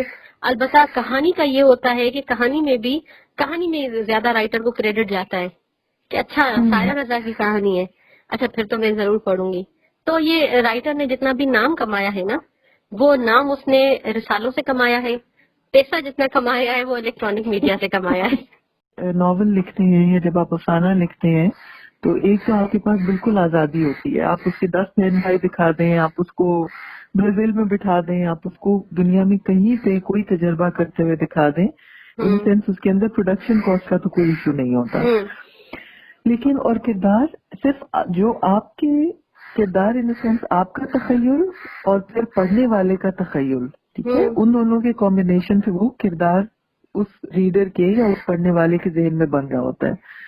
لیکن جب ہم اسی ناول کو یا اسی افسانے کو جب ہم ڈرامے کی شکل میں لے کے آتے ہیں, تو جو ہمارے کیونکہ بہت بڑے نام ہیں جو ایکٹنگ کے ہیں, وہ اس کردار کو جب نبھاتے ہیں تو جس طرح سے ابھی آپ نے بات کی کہ وہ کردار پیچھے رہ جاتا ہے اور اکثر ایکٹر آگے آ جاتا ہے. ٹھیک ہے, مطلب یہ فواد خان ان سینس وہ کردار پیچھے رہ جاتے ہیں اور فواد خان آگے آ جاتے ہیں, ٹھیک ہے, یا کردار پیچھے ہوتا ہے اور ماہرہ خان آگے آ جاتی ہے. اس سے آپ کے خیال میں کیا فرق پڑتا ہے, کردار کی بنت پہ اس سے کیا فرق پڑتا ہے؟ دیکھیں وہی بات ہے کہ جیسے ہم سفر بہت اچھا بنا پچھلے سالوں میں, تو ہم سفر کو ڈائریکٹر بہت اچھا ملا, ہم سفر کو کاسٹ بہت اچھی ملی, اداکار بہت اچھا ملا, تو اس نے لکھے ہوئے کو 4 چاند لگا دیے. اب اگر لکھا ہوا اچھا بھی ہے لیکن اس کا اداکار اچھا نہیں ہے, اسے ایکٹ کرنے والا اچھا نہیں ہے, وہ اسے کردار کو پک نہیں کر رہا, اور ڈائریکٹر اسے اچھا بنا نہیں رہا, تو پھر اس چیز کا مزہ نہیں آئے گا. تو آدھا کریڈٹ جو ہے نا ان چیزوں کو جاتا ہے, بلکہ کردار اس کو کیریکٹر کو زیادہ جاتا ہے کہ وہ اس رائٹر نے جو لکھا ہے اس کو وہ فالو کتنا کر رہا ہے, اسے محسوس کتنا کر رہا ہے, اس کے اندر کردار اترا ہوا کتنا ہے. تو ایک اچھا ڈرامہ شاید تب بنتا ہے جب اچھے رائٹر نے لکھا ہو, اچھے ڈائریکٹر نے اسے ڈائریکٹ کیا ہو, اچھے پروڈیوسر نے اس پہ اچھا پیسہ لگایا ہو تھوڑا بہت, اور وہ تھوڑا سا انڈور سے نکلے, تھوڑا آؤٹ ڈور کرے یا کہانی کے تحت وہ چلے, اور اداکار نے اس پہ اچھی اداکاری کی ہو, تو وہ اچھا ڈرامہ ہے. اور اچھی ڈائریکشن کیا ہوگی جس کے اندر آپ کو مضبوطی نظر آئے, یا جس کے اندر آپ کو نظر آئے کہ وہ جو کیفیت کردار کی ناول یا افسانے میں تھی وہ کیفیت اسکرین پر بھی آنی چاہیے؟ کیفیت بھی آنی چاہیے, سینیریو آنا چاہیے. بیسکلی کیفیتیں تو اب بھی آتی ہیں, لیکن اگر ہم گاؤں کا کردار دکھا رہے ہیں نا, اور ہم صرف دکھائیں گے کہ وہ حویلی کے کمرے میں بیٹھا ہے, تو کتنا حویلی کے کمرے میں یار بٹھاؤ گے ظالموں, مطلب نکالو اسے کھیت دکھاؤ کہ وہ مطلب گاؤں کا اگر وہ ہے رہنے والا تو اس کے منظر دکھاؤ, کردار کو تھوڑا آزاد کرو, منظروں کے ساتھ ہم آہنگ کرو. اب اسے جتنا, مجھے پچھلے دنوں ایک ڈائریکٹر تھے, انہوں نے مجھے کہا کہ میں نے جب اسلام آباد میں ایک ڈرامہ شوٹ کیا تھا PTV کا, تو میں نے اسلام آباد کو اتنا ایکسپلور کیا تھا کہ مجھے اسلام آباد کے لوگ کہہ رہے تھے کہ اتنا تو اسلام آبادیوں کو بھی نہیں پتا کہ اسلام آباد اتنا خوبصورت ہے, اور اسے اتنا آپ نے ایکسپلور کیا ہے. تو یہ ڈائریکٹر کا کمال ہوتا ہے کہ وہ رائٹر سے اداکار سے کام کیسے نکلواتا ہے. اور دوسرا یہ بات کہ اس کے کہانی کے ساتھ وہ انصاف کیسے کرتا ہے. جیسے پہلے ڈائریکٹر ہمارے ہاں جو ہوتے تھے, ہمارے ہاں جو ڈرامے بنتے تھے, اس میں اگر آزاد کشمیر کا ڈرامہ ہے تو وہ وادی سے شروع ہوتا تھا, وادی کے درخت لہلہا رہے ہیں, پھر وادی کی سڑکیں, پھر وادی کے چھوٹے چھوٹے بازار, پھر اس کے میوہ جات, اس کے پھل, اور اسے ہوتے ہوتے کوئی بچہ سائیکل چلاتے ہوئے سڑک کے پاس سے جا رہا ہے, کوئی بوڑھی ٹوکری اٹھا کر جا رہی ہے اور کسی پہ بگڑ رہی ہے, اس کے پھل گر گئے ہیں, اور کوئی بندہ امرود توڑ, مطلب سارا منظر ہو کے پھر وہ مرکزی کردار کے گھر تک جاتا تھا. اس میں زندگی اتنی زیادہ ہوتی تھی, اس میں فطرت اتنی زیادہ ہوتی تھی. تو کہانی شہری ہو, دیہات کی ہو, باہر کی ہو, اندر کی ہو, وہ جتنا ریئلسٹک ہوگی, وہ جتنا زندگی سے ہم آہنگ ہوگی, جتنا سچی ہوگی, اور جتنا اس کے چیزوں کو, چھوٹی چھوٹی چیزوں کو, بڑی بڑی چیزوں کو دکھایا جائے گا, وہ اتنا اچھا ڈرامہ اتنا اچھا ہوگا. اور جتنا اس میں فطری پن ہوگا, فطری پن آپ اس کی ذات سے جتنا نکالیں گے, اور جتنا آپ اسے سکڑنے کی اور سمٹانے کی کوشش کریں گے, اور اس کی چیزیں گھٹائے. جیسے اگر اجزائے ترکیبی آپ نے مطلب کوئی پلاؤ بنانا ہو, تو اس میں جتنے اجزائے ترکیبی ہوتے ہیں آپ کو وہ استعمال کرنے پڑتے ہیں. ایک آپ جو ہے نا کہو کہ میں لونگ نہیں ڈال رہا, میں لہسن بھی نہیں ڈال رہا, میں ادرک بھی نہیں ڈال رہا, لیکن پھر بھی پلاؤ اچھا بنے گا, تو اچھا نہیں بنتا. تو چیزیں مس نہ کریں. اگر چیزیں جہاں بھی چیزیں بھرپور ہوتی ہیں اور سب کا کام اچھا ہوتا ہے تو وہاں چیز بڑی اچھی بنتی ہے. اور بے فطرت سب سے بڑی کہ فطرت اور سچائی, کہ اگر آپ کوٹھے کا ماحول دکھا رہے ہیں تو آپ کو کوٹھے کا ماحول دکھانا ہے, اور کوٹھے میں کوئی ایک نہیں ہوتی, آپ نے سب کو دکھانا. آپ اور جو 4 لڑکیاں رہتی ہیں, اس کی ماتحت ہیں, اس کے جو بھی ہیں, آپ نے ان کے ایکسپریشن دکھانے ہیں, آپ نے ان کو دکھانا ہے. تو جس چیز کا بھی آپ دکھا رہے ہو نا, چاہے آپ کہانی لکھ رہے ہو, چاہے آپ ڈرامہ لکھ رہے ہو, جب تک اس کے ساتھ تھوڑا بہت آپ انصاف نہیں کرتے, اسے ریئلسٹک نہیں بناتے, قدروں سے ہم آہنگ نہیں کرتے, تب تک وہ اصلی نہیں لگتا. اور جو چیز اصلی نہیں ہوتی نا, اس کا مزہ نہیں آتا. اچھا, اس کے اندر ایک اور جو ہمیں تبدیلی نظر آتی ہے وہ یہ کہ جب سے ان سینس ہمارے پاس پرائیویٹ ٹیلی ویژن چینلز آئے ہیں, پہلے ہمارے پاس 3-4 مین لکھاری ہوتے تھے, ٹھیک ہے, مطلب اشفاق صاحب تھے, بانو قدسیاں تھیں, 3-4 مین نام جن کو ہم کہہ سکتے ہیں, منو بھائی تھے. تو اور وہ کچھ خاص اربن علاقوں سے ان کا تعلق تھا. مطلب آف کورس سب اپنے اپنے علاقوں سے نکل کر اربن علاقے کی طرف آئے، لیکن زیادہ جو ہمیں ان کی رائٹنگ میں نظر آتا تھا وہ اربن یا جو شہری علاقوں کا ہوتا تھا. یا ایک شہری علاقے بھی نہیں کہنا چاہیے کیونکہ بہت سارے ڈرامے ایسے بھی ہیں جو گاؤں پہ مبنی ہمیں نظر آتے ہیں، لیکن یہ کہ ان کا ایک اپنا زاویہ تھا چیزوں کو دیکھنے کا. تو اس وقت ہمیں وہ 4 یا 5 اسپیسیفک زاویے نظر آ رہے ہوتے تھے. مطلب انہی حسینہ معین کا ایک اپنا زاویہ ہوتا تھا. جیسے اگر ہم ڈرامہ دیکھتے بیٹھتے تھے تو ہمیں پتا ہوتا تھا کہ اگر اشفاق احمد صاحب کا ڈرامہ ہے تو یہ ایسا ہوگا، حسینہ معین کا ہے تو ایسا ہوگا. ایک جو چیز جو مجھے بڑی دلچسپ لگتی ہے وہ یہ ہے کہ جب سے پرائیویٹ ٹیلی ویژن چینلز آئے ہیں ہمارے پاس زاویے بہت بڑھ گئے ہیں. مطلب ہم جتنا بھی یہ کہیں کہ ڈراموں کی کوالٹی میں فرق آیا ہے، لیکن اس کے ساتھ ایک اور جو بڑی دلچسپ چیز ہوئی ہے وہ یہ کہ ہر کوئی اپنا زاویہ لے کر بھی اب لکھ رہا ہے. ٹھیک ہے، جیسے ایک چیز جو آپ نے پوائنٹ آؤٹ کی تھی جو مجھے بڑی دلچسپ لگی تھی کہ آپ نے ایک اپنے سین کا بتایا تھا جہاں پر یہ تھا کہ بات یہ ہو رہی تھی کہ وہ جو ہیرو ہے وہ سندھ کے ایک گاؤں کا ہے، وہ میڈیکل اسٹوڈنٹ ہے، اور اس کے اندر ڈسکشن یہ ہو رہی تھی کہ وہ فلان جگہ پہ جائے گا تو الیکٹرک کیٹل لگانے میں اس کو سمجھ نہیں آئے گی کہ کس طرح استعمال کرنا ہے. اور پھر آپ نے اس کی یہ کہا تھا کہ اگر وہ سندھ کے گاؤں سے بھی آیا ہے لیکن وہ میڈیکل اسٹوڈنٹ ہے تو اس کو پتا ہوگا کہ اس کو کس طرح سے استعمال کرنا ہے. تو یہاں سے ایک جو اسٹیریو ٹائپس ہوتے ہیں نا کہ جب آپ ایک زاویے کی چیزوں کو دیکھ رہے ہوتے ہیں تو بہت سارے کردار ہوتے ہیں جن کی زندگیوں کے بارے میں آپ کو اتنا اندازہ نہیں ہوتا، تو آپ ان کو اسی ایک زاویے سے دکھا رہے ہوتے ہیں. ٹھیک ہے، جیسے اگر میں تھوڑا سا اس کو اگر مثال کو تھوڑا بڑھاؤں، جیسے آپ کے پاس آنے سے پہلے، سندھ آنے سے پہلے میرے ذہن میں سندھ کا تصور، اسپیشلی سندھ کے گاؤں کا تصور یہی تھا کہ ایک تاریخ سی حویلی ہوگی جہاں پر کوئی سونے کی سیٹ پہنی ہوئی اور سلک سے جوڑے پہنے ہوئے خواتین ہوں گی جو وہاں پہ بیٹھی ہوں گی. نہیں، اور پیچھے موسیقی بھی ہوگی لیکن وہ موسیقی سارنگی ہوگی اور وہ بڑے دردناک چراغ ہوں گے. اور بعد میں آف کورس جب آپ سب کے ساتھ میری بات چیت فون پہ شروع ہوئی تو میرا وہ تصور چینج ہو گیا. لیکن جب میں سوچتی ہوں کہ یہ تصور کہاں سے میرے ذہن میں آیا تو یہ ڈراموں سے آیا جو بچپن میں دیکھے تھے. کیونکہ اس وقت جو سندھ کے گاؤں دکھائے جا رہے تھے اس کے، اور اسپیشلی جو عورتوں کو دکھایا جاتا تھا وہ حویلی اور تاریخی اور اس طرح کا ایک بہت پریڈومیننٹ سا امیج ہوتا تھا. تو اس کے بارے میں آپ کیا کہیں گے کہ یہ جو اب نئی آوازیں ہمارے سامنے آ رہی ہیں، ایک تو یہ بات بالکل صحیح ہے کہ مطلب وہ آوازیں اکثر دب جاتی ہیں، ریٹنگ کا کہہ کے ان کو دبا دیا جاتا ہے یا بعض دفعہ اور بہت ساری ایشوز ہوتے ہیں، لیکن یہ آوازیں پھر بھی سامنے آ رہی ہیں. تو آپ کو اس کے اندر کوئی پازیٹیو تبدیلی ہوتی ہوئی نظر آتی ہے؟ دیکھیں، پہلے تو میں مطلب اس جو پوائنٹ آپ نے کہا ہے نا کہ ڈرامے ایسے ہوتے تھے اور یہ تصور ان ڈراموں سے لیا، تو ایسا ہوتا ہے. اور جب ہم کوئی بھی چیز بنانے لگتے ہیں، کہانی یا ڈرامہ یا کچھ بھی، تو ہمارا یہ ہوتا ہے کہ ہم کسی پاورفل کردار کو یا تو لکھنا چاہتے ہیں یا ہم کسی متضاد چیز کو لکھنا چاہتے ہیں.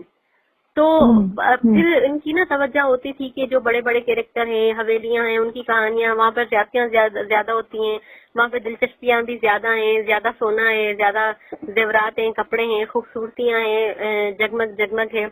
تو اور پھر وہاں تضاد بھی بہت زیادہ ہیں، تو تضاد کو زیادہ بندہ جا کے پکڑتا ہے. تو اس لیے انہوں نے چن کے جو متضاد چیزیں تھیں ان پہ جو ہے نا چیزیں کی اور اس کا رزلٹ بھی آیا. لیکن یہ کہ جو عام بندہ ہوتا ہے نا، عام بندہ جو جی رہا ہوتا ہے، تو ان کو تھوڑا کم ہائی لائٹ کیا، لیکن بہرحال ان پر بھی چیزیں ہوئیں.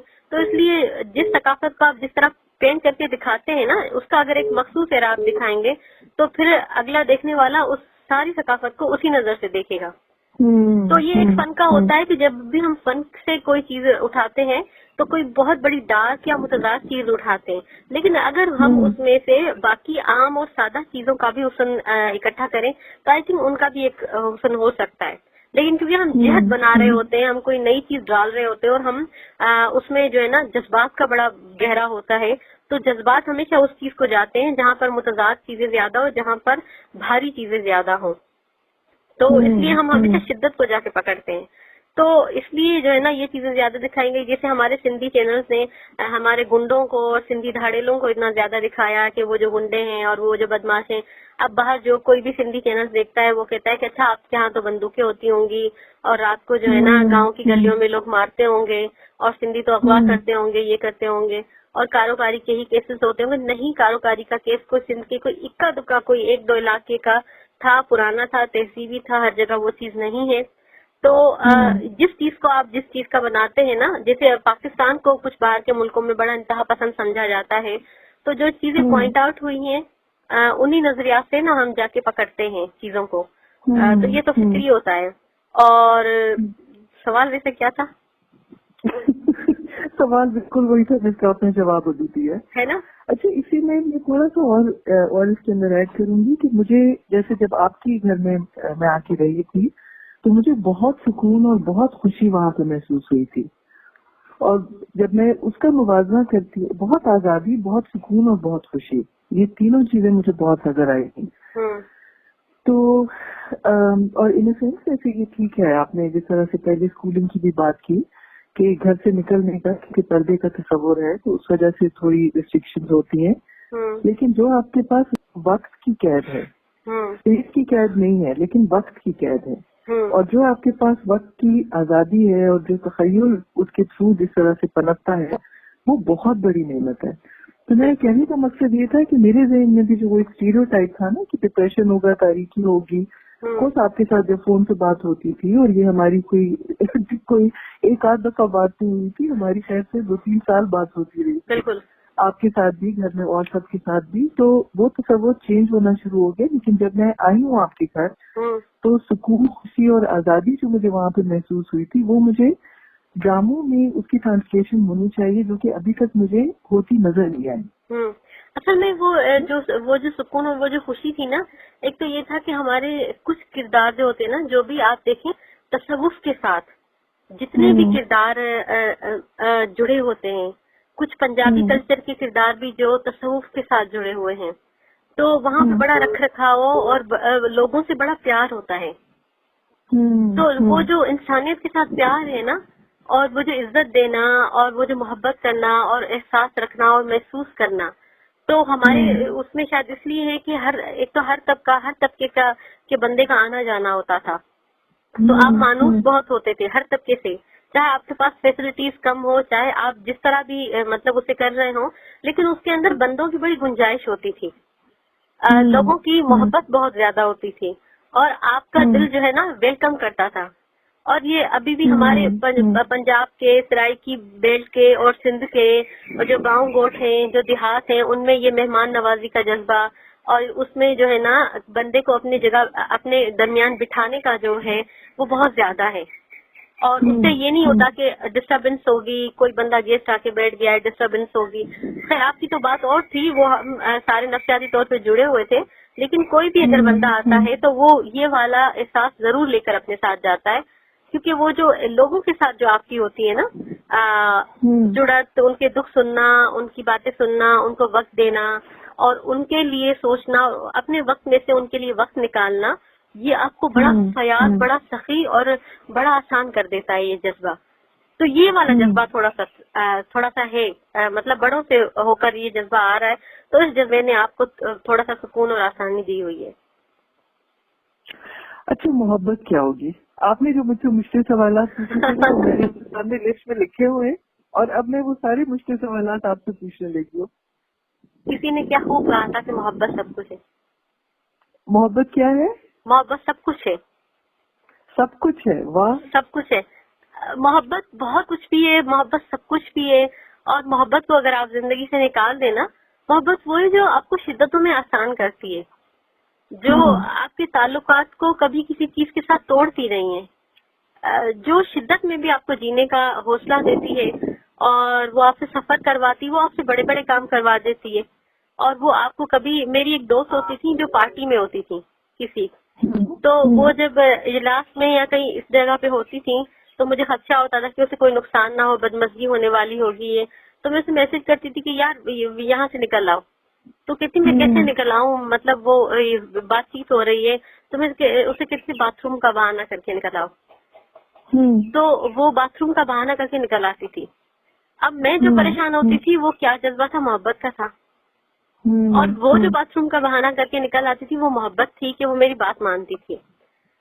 تو اگر چھوٹی چھوٹی چیزوں سے اور بڑی بڑی چیزوں سے اگر آپ محبت نکال دیں، میرے خیال سے محبت اتنی بڑی شدت ہے جو آپ کو بار بار رلاتی بھی ہے، آپ کو ہنساتی بھی ہے، آپ کے اندر کی زندگی کو دریافت کرتی ہے. جو لوگ محبت کو نقصان کہتے ہیں اور جو لوگ محبت کا بوجھ نہیں اٹھاتے وہ ہمیشہ ادھورے رہ جاتے ہیں. کیونکہ لوگوں کا ہوتا ہے کہ مطلب محبت ایک بوجھ ہے اور اسے اٹھانا پڑتا ہے، اس کا ایک وزن ہوتا ہے اور مخصوص وقت کے لیے وہ اسے اپنے پاس لے کے پھر اسے استعمال کی چیز سمجھ کے اسے ہٹا دیتے ہیں، چھوڑ دیتے ہیں اور اسے کنورٹ کر دیتے ہیں. کنورٹ کرنا بھی بری بات نہیں ہے، رشتوں میں کنورٹ ہوتی رہتی ہے، کبھی بھائی، کبھی ابا، کبھی میاں، کبھی بچہ، کبھی یہ کبھی وہ، بہانے ہوتے ہیں رشتے. بیسیکلی انسان محبت کرنا چاہتا ہے اور جس رشتے سے وہ آپ کو زیادہ ملتی ہے وہ رشتہ آپ کے لیے خاص بن جاتا ہے. اگر بلی سے آپ کو زیادہ ہو گئی تو بلی آپ کے لیے، ساری بلیاں آپ کے لیے خاص ہو جاتی ہیں. میں اب جس کا بھی ابا دیکھتی ہوں نا تو مجھے اپنا باپ یاد آتا ہے اور میں سے کہتی یار یار اللہ اس کے ابے کو کبھی اس سے جدا کرنا. تو مطلب سارے دنیا کے سارے باپ میرے لیے، جب وہ باپ ہوتے ہیں نا، دنیا کا مرد جب وہ باپ ہوتا ہے، جب میں اسے باپ کی نظر سے دیکھوں کہ یہ کسی کا باپ ہے تو میرے اندر اس کے لیے بڑی نرمی اور بڑا خلوص اور بڑی محبت اور بڑی دعا کا جذبہ ابھرتا ہے، کیونکہ میرے باپ نے مجھے محبت بہت دی. تو میرے لیے وہ رشتہ بڑا امپورٹینٹ ہوتا ہے کہ اچھا یہ باپ ہے. ادروائز اگر میں اسے مرد کی نیت سے دیکھوں تو میں اسے بڑی گالیاں دوں گی کہ نا انصاف ہے، بیوی کے ساتھ اس طرح کرتا ہے، اس نے یہ نہیں کیا، اس نے وہ نہیں کیا. لیکن میں اگر یہ سوچتی ہوں کہ وہ باپ ہے تو میرے اندر بڑی شفقت اور بڑی نرمی آ جاتی ہے. محبت وہ چیز ہے جو ایک رشتے سے ہو کر چلتی ہے اور پھر وہ چلتی رہتی ہے آپ کی آخری سانس تک. اسے آپ جو ہے نا اسے چھوڑے نا، اس کے ساتھ زیادتیاں نہ کریں. جب آپ اس کے ساتھ زیادتی کرنا شروع کرتے ہیں نا پھر وہ آپ سے روٹھ جاتی ہے. بہت خوبصورت جواب ہے اور یہ اتنا ایسے کہتے ہیں نا کہ اس جواب کے اوپر آپ گھنٹوں سوچ سکتے ہیں. بالکل. اچھا مجھے آپ یہ بتائیں کہ لکھنے کا آپ کا اب ہم تھوڑا سا اس چیز کی طرف آتے ہیں کہ آپ کا لکھنے کا کون سا وقت ہوتا ہے، دن آپ کا کس طرح سے گزرتا ہے، صبح اٹھتے ہی سب سے پہلے آپ کیا کرتی ہیں؟ پہلے کچھ جو سال سیلیبریٹی والے سوال ہوتے ہیں کیونکہ آپ کیسے ہیں سیلیبریٹی، تو اب ہم ان والے سوالات کی طرف چلتے ہیں. بہت سادہ روٹین ہے اور بہت ڈگمگائی ہوئی روٹین ہے. مجھے بیسکلی ہر چیز کے لیے رات کو 4 بجے کا وقت بہت اچھا لگتا ہے، جو صبح بھی ہو رہی ہوتی ہے اور رات بھی اس میں ہوتی ہے، کیونکہ اس میں دونوں کیفیتیں ہوتی ہیں، صبح کی بھی اور رات کی بھی، اور خاموشی بھی اور تاریکی کی بھی اور خوف بھی اور محبت بھی. اور مجھے اس وقت ہر جذبہ رات کی جو رات کا جو آخری پہر ہے اس سے جو شروع ہوتا ہے، تو اس وقت میں پہلے جب لکھتی تھی تو اس وقت میں زیادہ لکھتی تھی اور وہ بڑا میں اچھا لکھ لیتی تھی. تو اب جب سے ڈاکٹر نے کہا کہ آپ رات کو لکھنے کی عادت ختم کریں، مطلب یہ تھا کہ رات کو جلدی سوئیں، لیکن سوتی میں اب بھی دیر سے ہوں. لیکن میں اب لکھنے کا ڈپینڈ کرتا ہے کہ جب فلو پکڑ لیتا ہے بندہ تو صبح بھی لکھ لیتی ہوں، شام کو بھی لکھ لیتی ہوں، رات کو بھی لکھ لیتی ہوں. لیکن اچھا وقت جو ہے نا میرے خیال سے کہ فجر کا ہوتا ہے اور رات کو جو رات کا جو دوسرا پہر ہے. اگر آپ جو ہے نا پراپر کسی چیز کو اچھا جہاں اور جب تک میں نے لکھا تب تک بڑا نفسیاتی جنونی ہو کے لکھا. اس کے بہت سارے سین میں نے رات کو 4 بجے لکھے، 3 بجے لکھے، 2:30 بجے لکھے، اور کچھ سین اس کے مجھے ایسے لگتے تھے کہ یہ صبح لکھنے والے ہیں. کیفیتیں آپ پر اثر انداز کرتی ہیں، موسم آپ پر اثر انداز کرتا ہے. بارش میں جب آپ بیٹھ کے کوئی چیز لکھتے ہو تو احساس وہی ہوتا ہے. اگر اسی بارش میں اگر بجلی زور سے آسمانی کڑکے اور اسے گرنے کا آپ کو ہو تو پھر سارے جذبے مر جاتے ہیں. پھر تو جو ہے نا موسم، حال، فیلنگز، مزاج، سارا کچھ لکھنے پہ بہت اثر انداز کرتا ہے. لیکن رات کا جو وقت ہے اگر اس وقت آپ لکھیں تو وہ زیادہ اچھا لکھا جاتا ہے، زیادہ سکون میں لکھا جاتا ہے. لیکن اب فلو پہ ڈیپینڈ کرتا ہے، کیونکہ روٹین جب آپ کی بگڑ جاتی ہے تو پھر فلو پہ ڈیپینڈ کرتا ہے کہ آپ کا فلو، کہانی آپ کی فلو کس وقت پکڑتی ہے. جب وہ فلو میں آتی ہے پھر وقت کی کوئی قید نہیں ہوتی، پھر جس وقت بھی آپ بیٹھ کے لکھیں گے نا وہ آپ کے ساتھ چلے گی. اچھا یہ تو ہماری بات ہو گئی ہے، رات کا آخری پہر ہوتا ہے اور صبح کا پہلا پہر ہوتا ہے، اس کے بعد پھر جب آپ کی صبح کب ہوتی ہے اور صبح سب سے پہلے کیا کام ہوتا ہے؟ صبح تب ہوتی ہے جب صبح نہیں ہوتی، وہی وہ ختم ہو چکی ہوتی ہے. تو رات کو جب جو ہے نا 3-4 بجے تقریباً کوئی نیند آتی ہے، اور تو عموماً تو فجر بھی مس ہو جاتی ہے. جب فجر ہوتی ہے تو پھر جو ہے نا نیند نہیں پوری ہوتی، تو بس اس میں ایک جنگ کا سا ہوتا ہے. تو صبح ہوتی ہے تو تقریباً کوئی 10-11 بجے صبح ہوتی ہے، اور اسے صبح مکمل طور پہ آپ نے سوری میں آپ کی بات کاٹ رہی ہوں، مگر یہ آپ نے بڑا آنیسٹلی بتا دیا فجر کی مس ہونے کا، یہ اکثر لوگ چھپا جاتے ہیں. تو ہاں نہیں، یہ تو ایک سچائی ہے نا. ویسے اس کا بھی اپنا پتہ ہے، میں کبھی کبھار سوچتی ہوں کہ اگر میں میرے فجر نام مس کی ہوتی، ویسے پڑھنا چاہیے لیکن فجر نام مس کی ہوتی تو میں اندر جو ہے نا اس کا ایک گلٹ اور پچھتاوا ہوتا ہے. کسی نے کہا تھا کہ یار روزہ نہ رکھنے کا جو گلٹ ہے وہ اتنا خطرناک ہے، بہتر ہے کہ رکھ ہی لو. تو اصل میں وہ جو گلٹ ہوتا ہے نا وہ آپ کو تھوڑا سا رکھتا ہے کہ اچھا آپ نے فجر مس کیے. تو اس کا نتیجہ یہ ہوتا ہے کہ آپ اللہ سے بڑی معذرتیں کرتے ہو، اس کے ساتھ بڑی باتیں کرتے ہو کہ یار یہ مسئلہ ہو گیا تھا، دیکھو آپ کو تو پتہ ہے میری نیند نہیں پوری، دیکھو آپ کو پتہ ہے اسی وقت مجھے نیند آتی ہے، تو نیند آ گئی تھی تو اب میں کیا کروں، میں تو مطلب بڑی آپ جھوٹی موٹی مجبوریاں اس کے سامنے رکھ دیتے ہو. تو آپ کی اس بہانے سے بات چیت بھی ہو جاتی ہے، شرمندہ ہوتے ہو تو تھوڑی توبہ بھی کر لیتے ہو. تو اللہ نے ہاں تو اللہ نے مطلب وہ بندہ اتنا اچھا ہوا ہے نا کہ وہ اپنی غلطیاں تسلیم ہی نہیں کرتا. تو جب غلطی تھوڑی تسلیم کرتا ہے تو پھر وہ تھوڑا سر بھی جھکا لیتا ہے، کہتا ہے کہ یار میں غلط ہوں، مجھ سے غلطی ہوئی ہے، میں تمہارے لیے نہیں جاگا، میں اپنے لیے جاگتا ہوں، میں اپنے لیے سوتا ہوں اور میں اپنی مرضی کا کام کرتا ہوں، تو میں یار معذرت خواہ ہوں. تو اس کا بھی ایک اپنا مزہ ہوتا ہے کہ پھر اللہ نا آپ کی بات میں مسکرا دیتا ہے. زبردست. اچھا جی، اب ہم نے لکھائی کا بھی ہو گیا، صبح اٹھ کے اللہ کو ہم نے انفارمیشن بھی دے دی، اللہ کے ساتھ واپس دوستی بھی ہو گئی. اس کے بعد پھر کیا ہوتا ہے؟ پھر چائے ہوتی ہے، اور میں مطلب وہ وہی ہوتا ہے کہ چائے پینی ہے. بہن کی ہوتی ہیں منتیں کہ تم بنا دو تو زیادہ اچھا ہے، وہ اچھی بناتی ہے. اپنے ہاتھ کی بنی ہوئی چائے کا مزہ نہیں آتا، لیکن پھر بحالت مجبوری پینی پڑتی ہے. دوپہر کے بعد 12 بجے کے بعد میں جا کر اپنے چچا کے پورشن میں، بڑے بھائی کے پورشن میں پھپھو اور بھابھی اور بچوں کے ساتھ وقت اسپینڈ کرنا چاہتی ہوں. تقریباً روزانہ 1-2 گھنٹے وہاں بیٹھک ہوتی ہے، کیونکہ مجھے لگتا ہے کہ آپ کے گھر کے جو بڑے ہیں نا، چاہے آپ ان سے بات نہ بھی کریں، اگر آپ ان کے پاس جا کے کتاب لے کر بھی بیٹھ جاتے ہیں نا تو ان کا دل بڑا بھرا رہتا ہے اور وہ آپ سے بڑے خوش ہوتے ہیں، اور بچے آپ سے بڑے مانوس ہو جاتے ہیں. تو 1-2 گھنٹے اسی طرح چلتے پھرتے بھتیجے بھتیجیوں کے ساتھ یا پھپھو کے ساتھ، یا اس مطلب وہ جو صبح کا وہ والا یہ جو میری صبح ہوتی ہے تو وہ دوپہر تک جو ہے نا وہ ایسے ہی گزر جائے، 1-2 گھنٹے ایسے ہی چل جاتے ہیں. اگر اس وقت کوئی کام بھی نہیں ہے، لکھنے کا فلو بھی نہیں ہے، تو پھر تو ایسے ہی. پھر نماز ہوتی ہے، لنچ کا ٹائم ہوتا ہے، آپ نے دوپہر کا کھانا کھانا ہے، بس کھانا ہی کھانا ہے اور کیا کرنا ہے. تو اس کے بعد اگر گرمی کا موسم ہے تو پھر گرمی اتنی ہوتی ہے تیز کہ پھر آپ کچھ بھی کرنے کا سوچ نہیں سکتے جب تک شام نہ ہو جائے. شام کے بعد شام کی چائے کا انتظار اور شام کی واک اور بچوں کے درمیان بیٹھنا. اس وقت بھی بھتیجیاں تنگ کرتی ہیں. شفا روز مجھ سے میکرونی بنواتی ہے، میں کہتی ہوں اب تو مجھے ملازمہ رکھ لو. تو مطلب وہ بھی اس کا جو ہے نا گھر کے اندر بہت سارے لوگ اور ان کی باتیں، اور آپ بیٹھے رہتے ہیں اور کچھ چیزیں سوچتے ہیں، واچ کرتے ہیں. کسی دوست کا فون آ گیا تو اس سے تھوڑی سی بات ہو گئی، کسی کا حال احوال پوچھ لیا، کسی کے میسج کے جواب اگر دن میں نہیں دیے تھے تو پھر وہ آپ نے تھوڑے بہت دے دیے. تو اسے مطلب بڑی بے ترتیب سچویشن ہے. اور رمضان میں کھانا بنانا پکانے کا ہوتا تھا، کوکنگ تو میری اتنی اچھی نہیں ہے، اب بھی کبھی کبھار رات کو کر لیتی ہوں. تو بس یہ ہو جاتا ہے، کچھ بھی طے شدہ نہیں ہوتا. البتہ جب لکھنا ہوتا ہے میرا تب دوپہر میں بھی لکھنا، صبح بھی لکھنا، اور تب میں اپنے کاغذات اٹھا کے کسی ایسے کونے میں جا کے بیٹھتی ہوں جہاں پہ کوئی آواز نہ دے، چاہے گرمی ہو چاہے جو بھی موسم ہو. تو جب لکھنا ہوتا ہے، جن دنوں میں لکھنا ہو رہا ہوتا ہے، کس دینی ہے ڈائجسٹ کے لیے یا کہیں کے لیے آپ باؤنڈ ہیں، تو پھر نہ دوپہر دیکھی، نہ صبح دیکھا، نہ شام دیکھی، نہ رات دیکھی.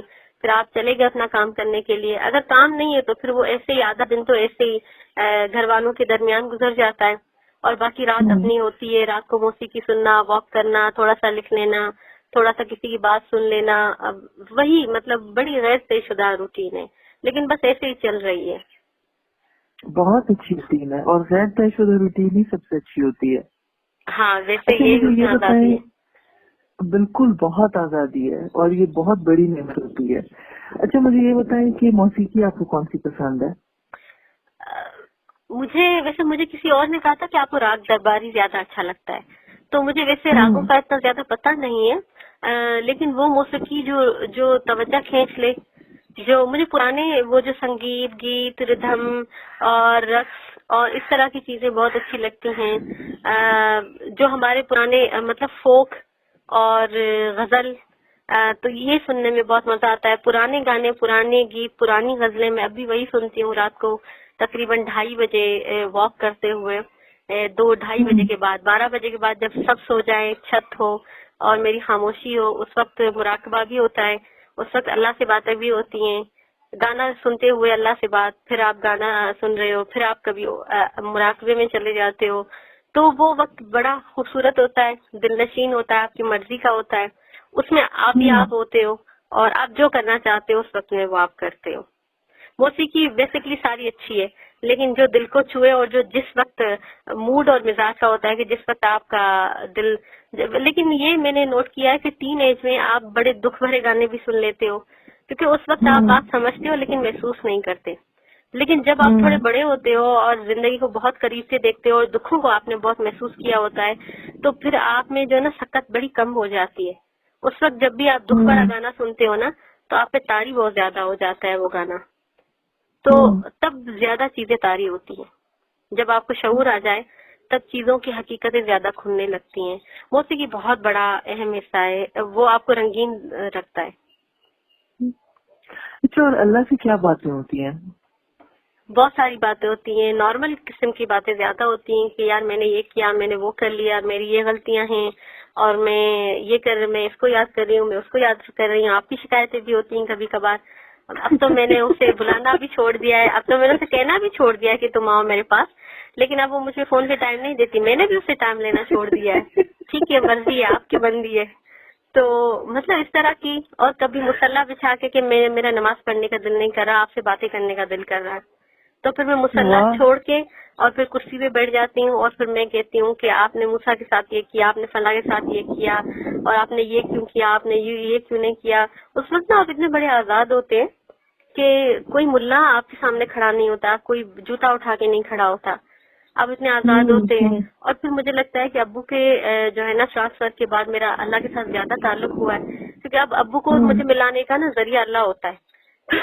اب مجبوری بڑی پڑ گئی ہے کہ پہلے اتنی کوئی زیادہ مجبوری نہیں تھی، اب مجبوری بڑی پڑ گئی ہے کہ یار بات سن لینا، وہ آ نہیں رہے، وہ دکھ نہیں رہے، سمجھ بھی نہیں آ رہا کچھ، تھوڑا سا تعلق بنا دینا کیا ہو گیا.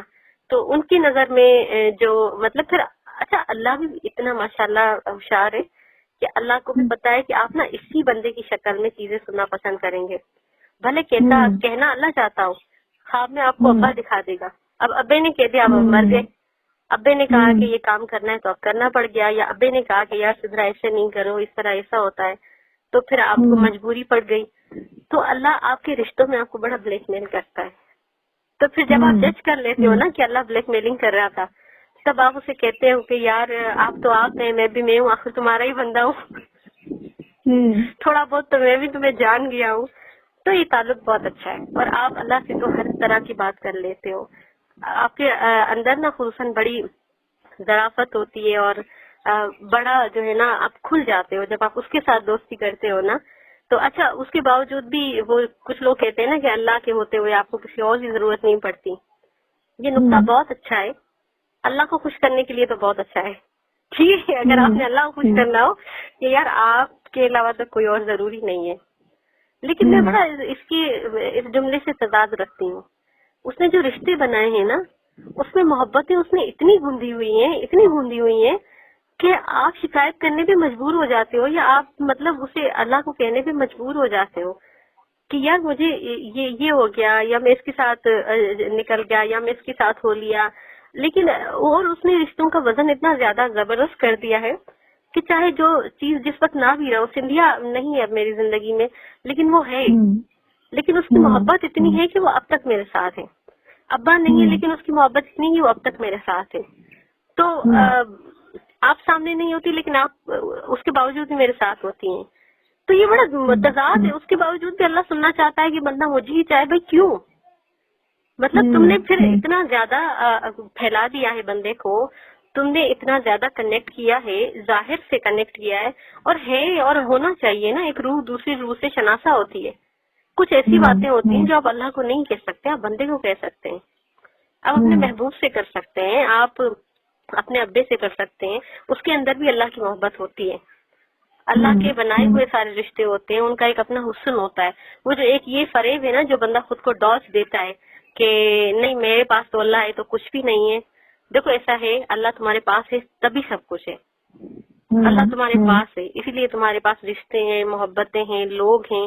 اگر تمہیں نا کوئی کہے کہ بس تم ایک جنگل میں ہی رہو تو پھر تمہیں نہ ڈگری کی ضرورت ہوگی, نہ یونیورسٹی کی ضرورت ہوگی, نہ تمہیں کھانا ہے, کچھ بھی نہیں. تم کہو گی یار میں درخت کے پتے کھا لیتی ہوں, کون دیکھتا ہے. میں ایسا لباس پہن لیتا ہوں, کون دیکھتا ہے مجھے. کون مجھ سے ملنے آئے گا, میری باتیں کرے گا, کون مجھے کہے گا کہ اپنا خیال رکھو, کون مجھے اپنے ہاتھ سے چائے بنا کر پلائے گا. اللہ نے سارے ذرائع بنائے ہیں. ذرائع بہت ضروری ہیں. ان سب کی اپنی اہمیت ہے. ان سب کے اندر اللہ موجود ہے. اگر آپ محسوس کریں, آپ اللہ سے بالکل نہیں کر رہے. اگر آپ اسے خوش کرنے کے لیے صرف یہ کہہ رہے ہو کہ یار بس تم ہی تھے اور کچھ بھی نہیں تھا, پھر تو اس کا محبوب بھی نہیں ہوتا. تو ساری چیزیں اللہ سے جڑی ہیں اور ساری چیزوں کا ایک اپنا الگ الگ وزن ہوتا ہے. میں اللہ کو کہتی ہوں کہ اپنا محبوب اچھا لگتا تھا, اسے تو بلا لیا.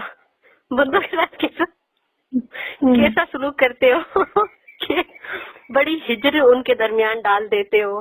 تو اللہ ہر چیز کے اندر موجود ہے, لیکن ہر رشتے کا اور ہر لمحے کا اپنا ایک احساس ہے جو اللہ نے ہی دیا ہے. اب اپنے آپ کو اور اللہ کو دھوکہ نہ دو, جھوٹ نہ بولو اس سے. اسے بتا دو کہ یار یہ جو تم نے بندہ بنایا تھا نا, یہ میرے لیے بہت امپورٹینٹ ہے, میں اسے یاد کرتا ہوں, میں اس کی محبت کا محتاج ہوں. اس میں آپ چھوٹے نہیں پڑو گے. اچھا دیکھیے, اس میں تھوڑا سا دفاعی ایکشن لے کے تو پھر اگلے سوال کی طرف چلتے ہیں. ایک تو یہ تھا کہ بابا اور سنجیا دونوں آپ کے ساتھ موجود ہیں, اس میں مجھے کوئی شک نہیں ہے, کیونکہ موت صرف ایک پردہ ہوتا ہے. آپ ان کو چھو نہیں سکتے, آپ ان کو محسوس کر سکتے ہیں, اور ان کی موجودگی ایکچولی پہلے سے بڑھ جاتی ہے کیونکہ ہم ان کے بارے میں زیادہ سوچ رہے ہوتے ہیں. وہ ہمارے ذہن میں, ہمارے دل میں زیادہ بڑھ چکی ہوتی ہے ان کی پریزنس. اور اپنے دفاعی ایکشن میں یہ کہوں گی کہ میرے جس طرح سے ہم نے ابھی بات کی تھی نا کہ وقت کی قید اور اسپیس کی قید, تو میری زندگی میں وقت کی قید بہت زیادہ ہے. تو آپ یہ دعا کریں کہ وقت کی قید تھوڑی کم ہو جائے. بالکل, تو کیونکہ اگر میرا بس چلے تو ہم لوگ گھنٹوں 24 گھنٹوں ہم بات کریں, مگر میں کیا کروں. وہ کہتے ہیں جس طرح آپ نے اپنی ایک کہانی لکھی تھی جس کے اندر وہ کردار آ کے لکھاری کو کہہ رہے ہوتے ہیں کہ تم ہمیں وقت نہیں دے رہی ہو, اور وہ کہتی ہے کہ میں نے کپڑے دھونے ہیں, میں نے برتن دھونے ہیں, میں نے بچوں کے لیے کھانا بنانا ہے. تو میں وہی دفاع پیش کروں گی. ہاں بالکل, 24 گھنٹے جو ہوتے ہیں وہ 24 گھنٹے ہی ہوتے ہیں. آپ کی اہمیت پہلے سے بڑھی ہے, کسی طریقے سے اس میں کوئی کمی نہیں ہے, مگر صرف یہ کہ اہمیت بھی بڑی ہے, محبت بھی بڑی ہے, عزت بھی بڑی ہے. لیکن بس یہ کہ کیا کروں یار, مطلب آپ کے ساتھ میں لبرٹی لے لیتی ہوں نا, کیونکہ مجھے پتا ہوتا ہے کہ تھوڑا بہت غصہ کر کے واپس اس طرح سے نہیں ہوگا. اور اس کا بھی اپنا حسن ہے, اس کا بھی اپنا ایک حسن اس کا اپنا حسن ہے. بالکل, یاد کرنے کا جو ہوتا ہے نا وہ ایک اپنا حسن ہوتا ہے کہ یاد کے بعد جو کنیکٹیوٹی ہوتی ہے وہ بہت اسٹرانگ ہوتی ہے. بالکل. اچھا جی, آئی تھنک اب اگر ہم نے اس انٹرویو کو ختم نہیں کیا تو جو ہمارے یوٹیوب والے بہن بھائی نہیں وہ تو بیزار ہو جائیں گے, وہ کہیں گے اب تو یہ پرسنل ہو گئے ہیں خواتین. تو ہمارا کیا قصور ہے کہ ہم ان کی ایکسپلینیشن سنیں اور ان کو بھگتے. تو اتنا بڑا عذاب نہیں آنا تھا. ایک تو کورونا چل رہا ہے, اوپر سے اتنی پریشان کن صورتحال کہ انٹرویو ختم ہونے کا نام نہیں لے رہا. وہ انشور فارورڈ کر کے ہاں بالکل وہ اینڈ پہ پہنچنے والے ہوں گے. تو اس سے پہلے کہ وہ دوبارہ فارورڈ کا بٹن ایک اور دفعہ پریس کریں, بالکل اس انٹرویو کو ختم کرتے ہیں. بالکل آپ کو بہت شکریہ. آپ کا بہت شکریہ, آپ نے مجھے اتنی باتیں اگلوائی. نہیں اگلوائی, آپ کے سامنے بولا ہے. بالکل بالکل, اور یہ باتیں ہم نے دنیا کے ساتھ شیئر کی ہیں. بالکل بالکل. تو مجھے اس بات کی بہت خوشی ہے کہ پہلے یہ باتیں میرے اندر ٹھہر جاتی تھی, اب بہت سارے اور بھی لوگ ہیں جن کے اندر یہ ٹھہر جائیں گی اور ان کی زندگی کو زیادہ مثبت انداز میں ان کو گزارنے کے طریقے سکھائیں گی. بالکل صحیح ہے. تو پیچھے بچوں کی بھی آواز آ رہی ہے, آئی تھنک کبھی شفا رہی ہے کورونا بنانے کے لیے, تو آپ ایسے روٹی بنائیں اور میں جا کے یہاں اپنے بچوں کو دیکھتی ہوں. بہت خیال رکھیے گا اپنا. آپ بھی اپنا بہت خیال رکھنا. اچھا آپ جناب کو کہنا چھوڑ دیں.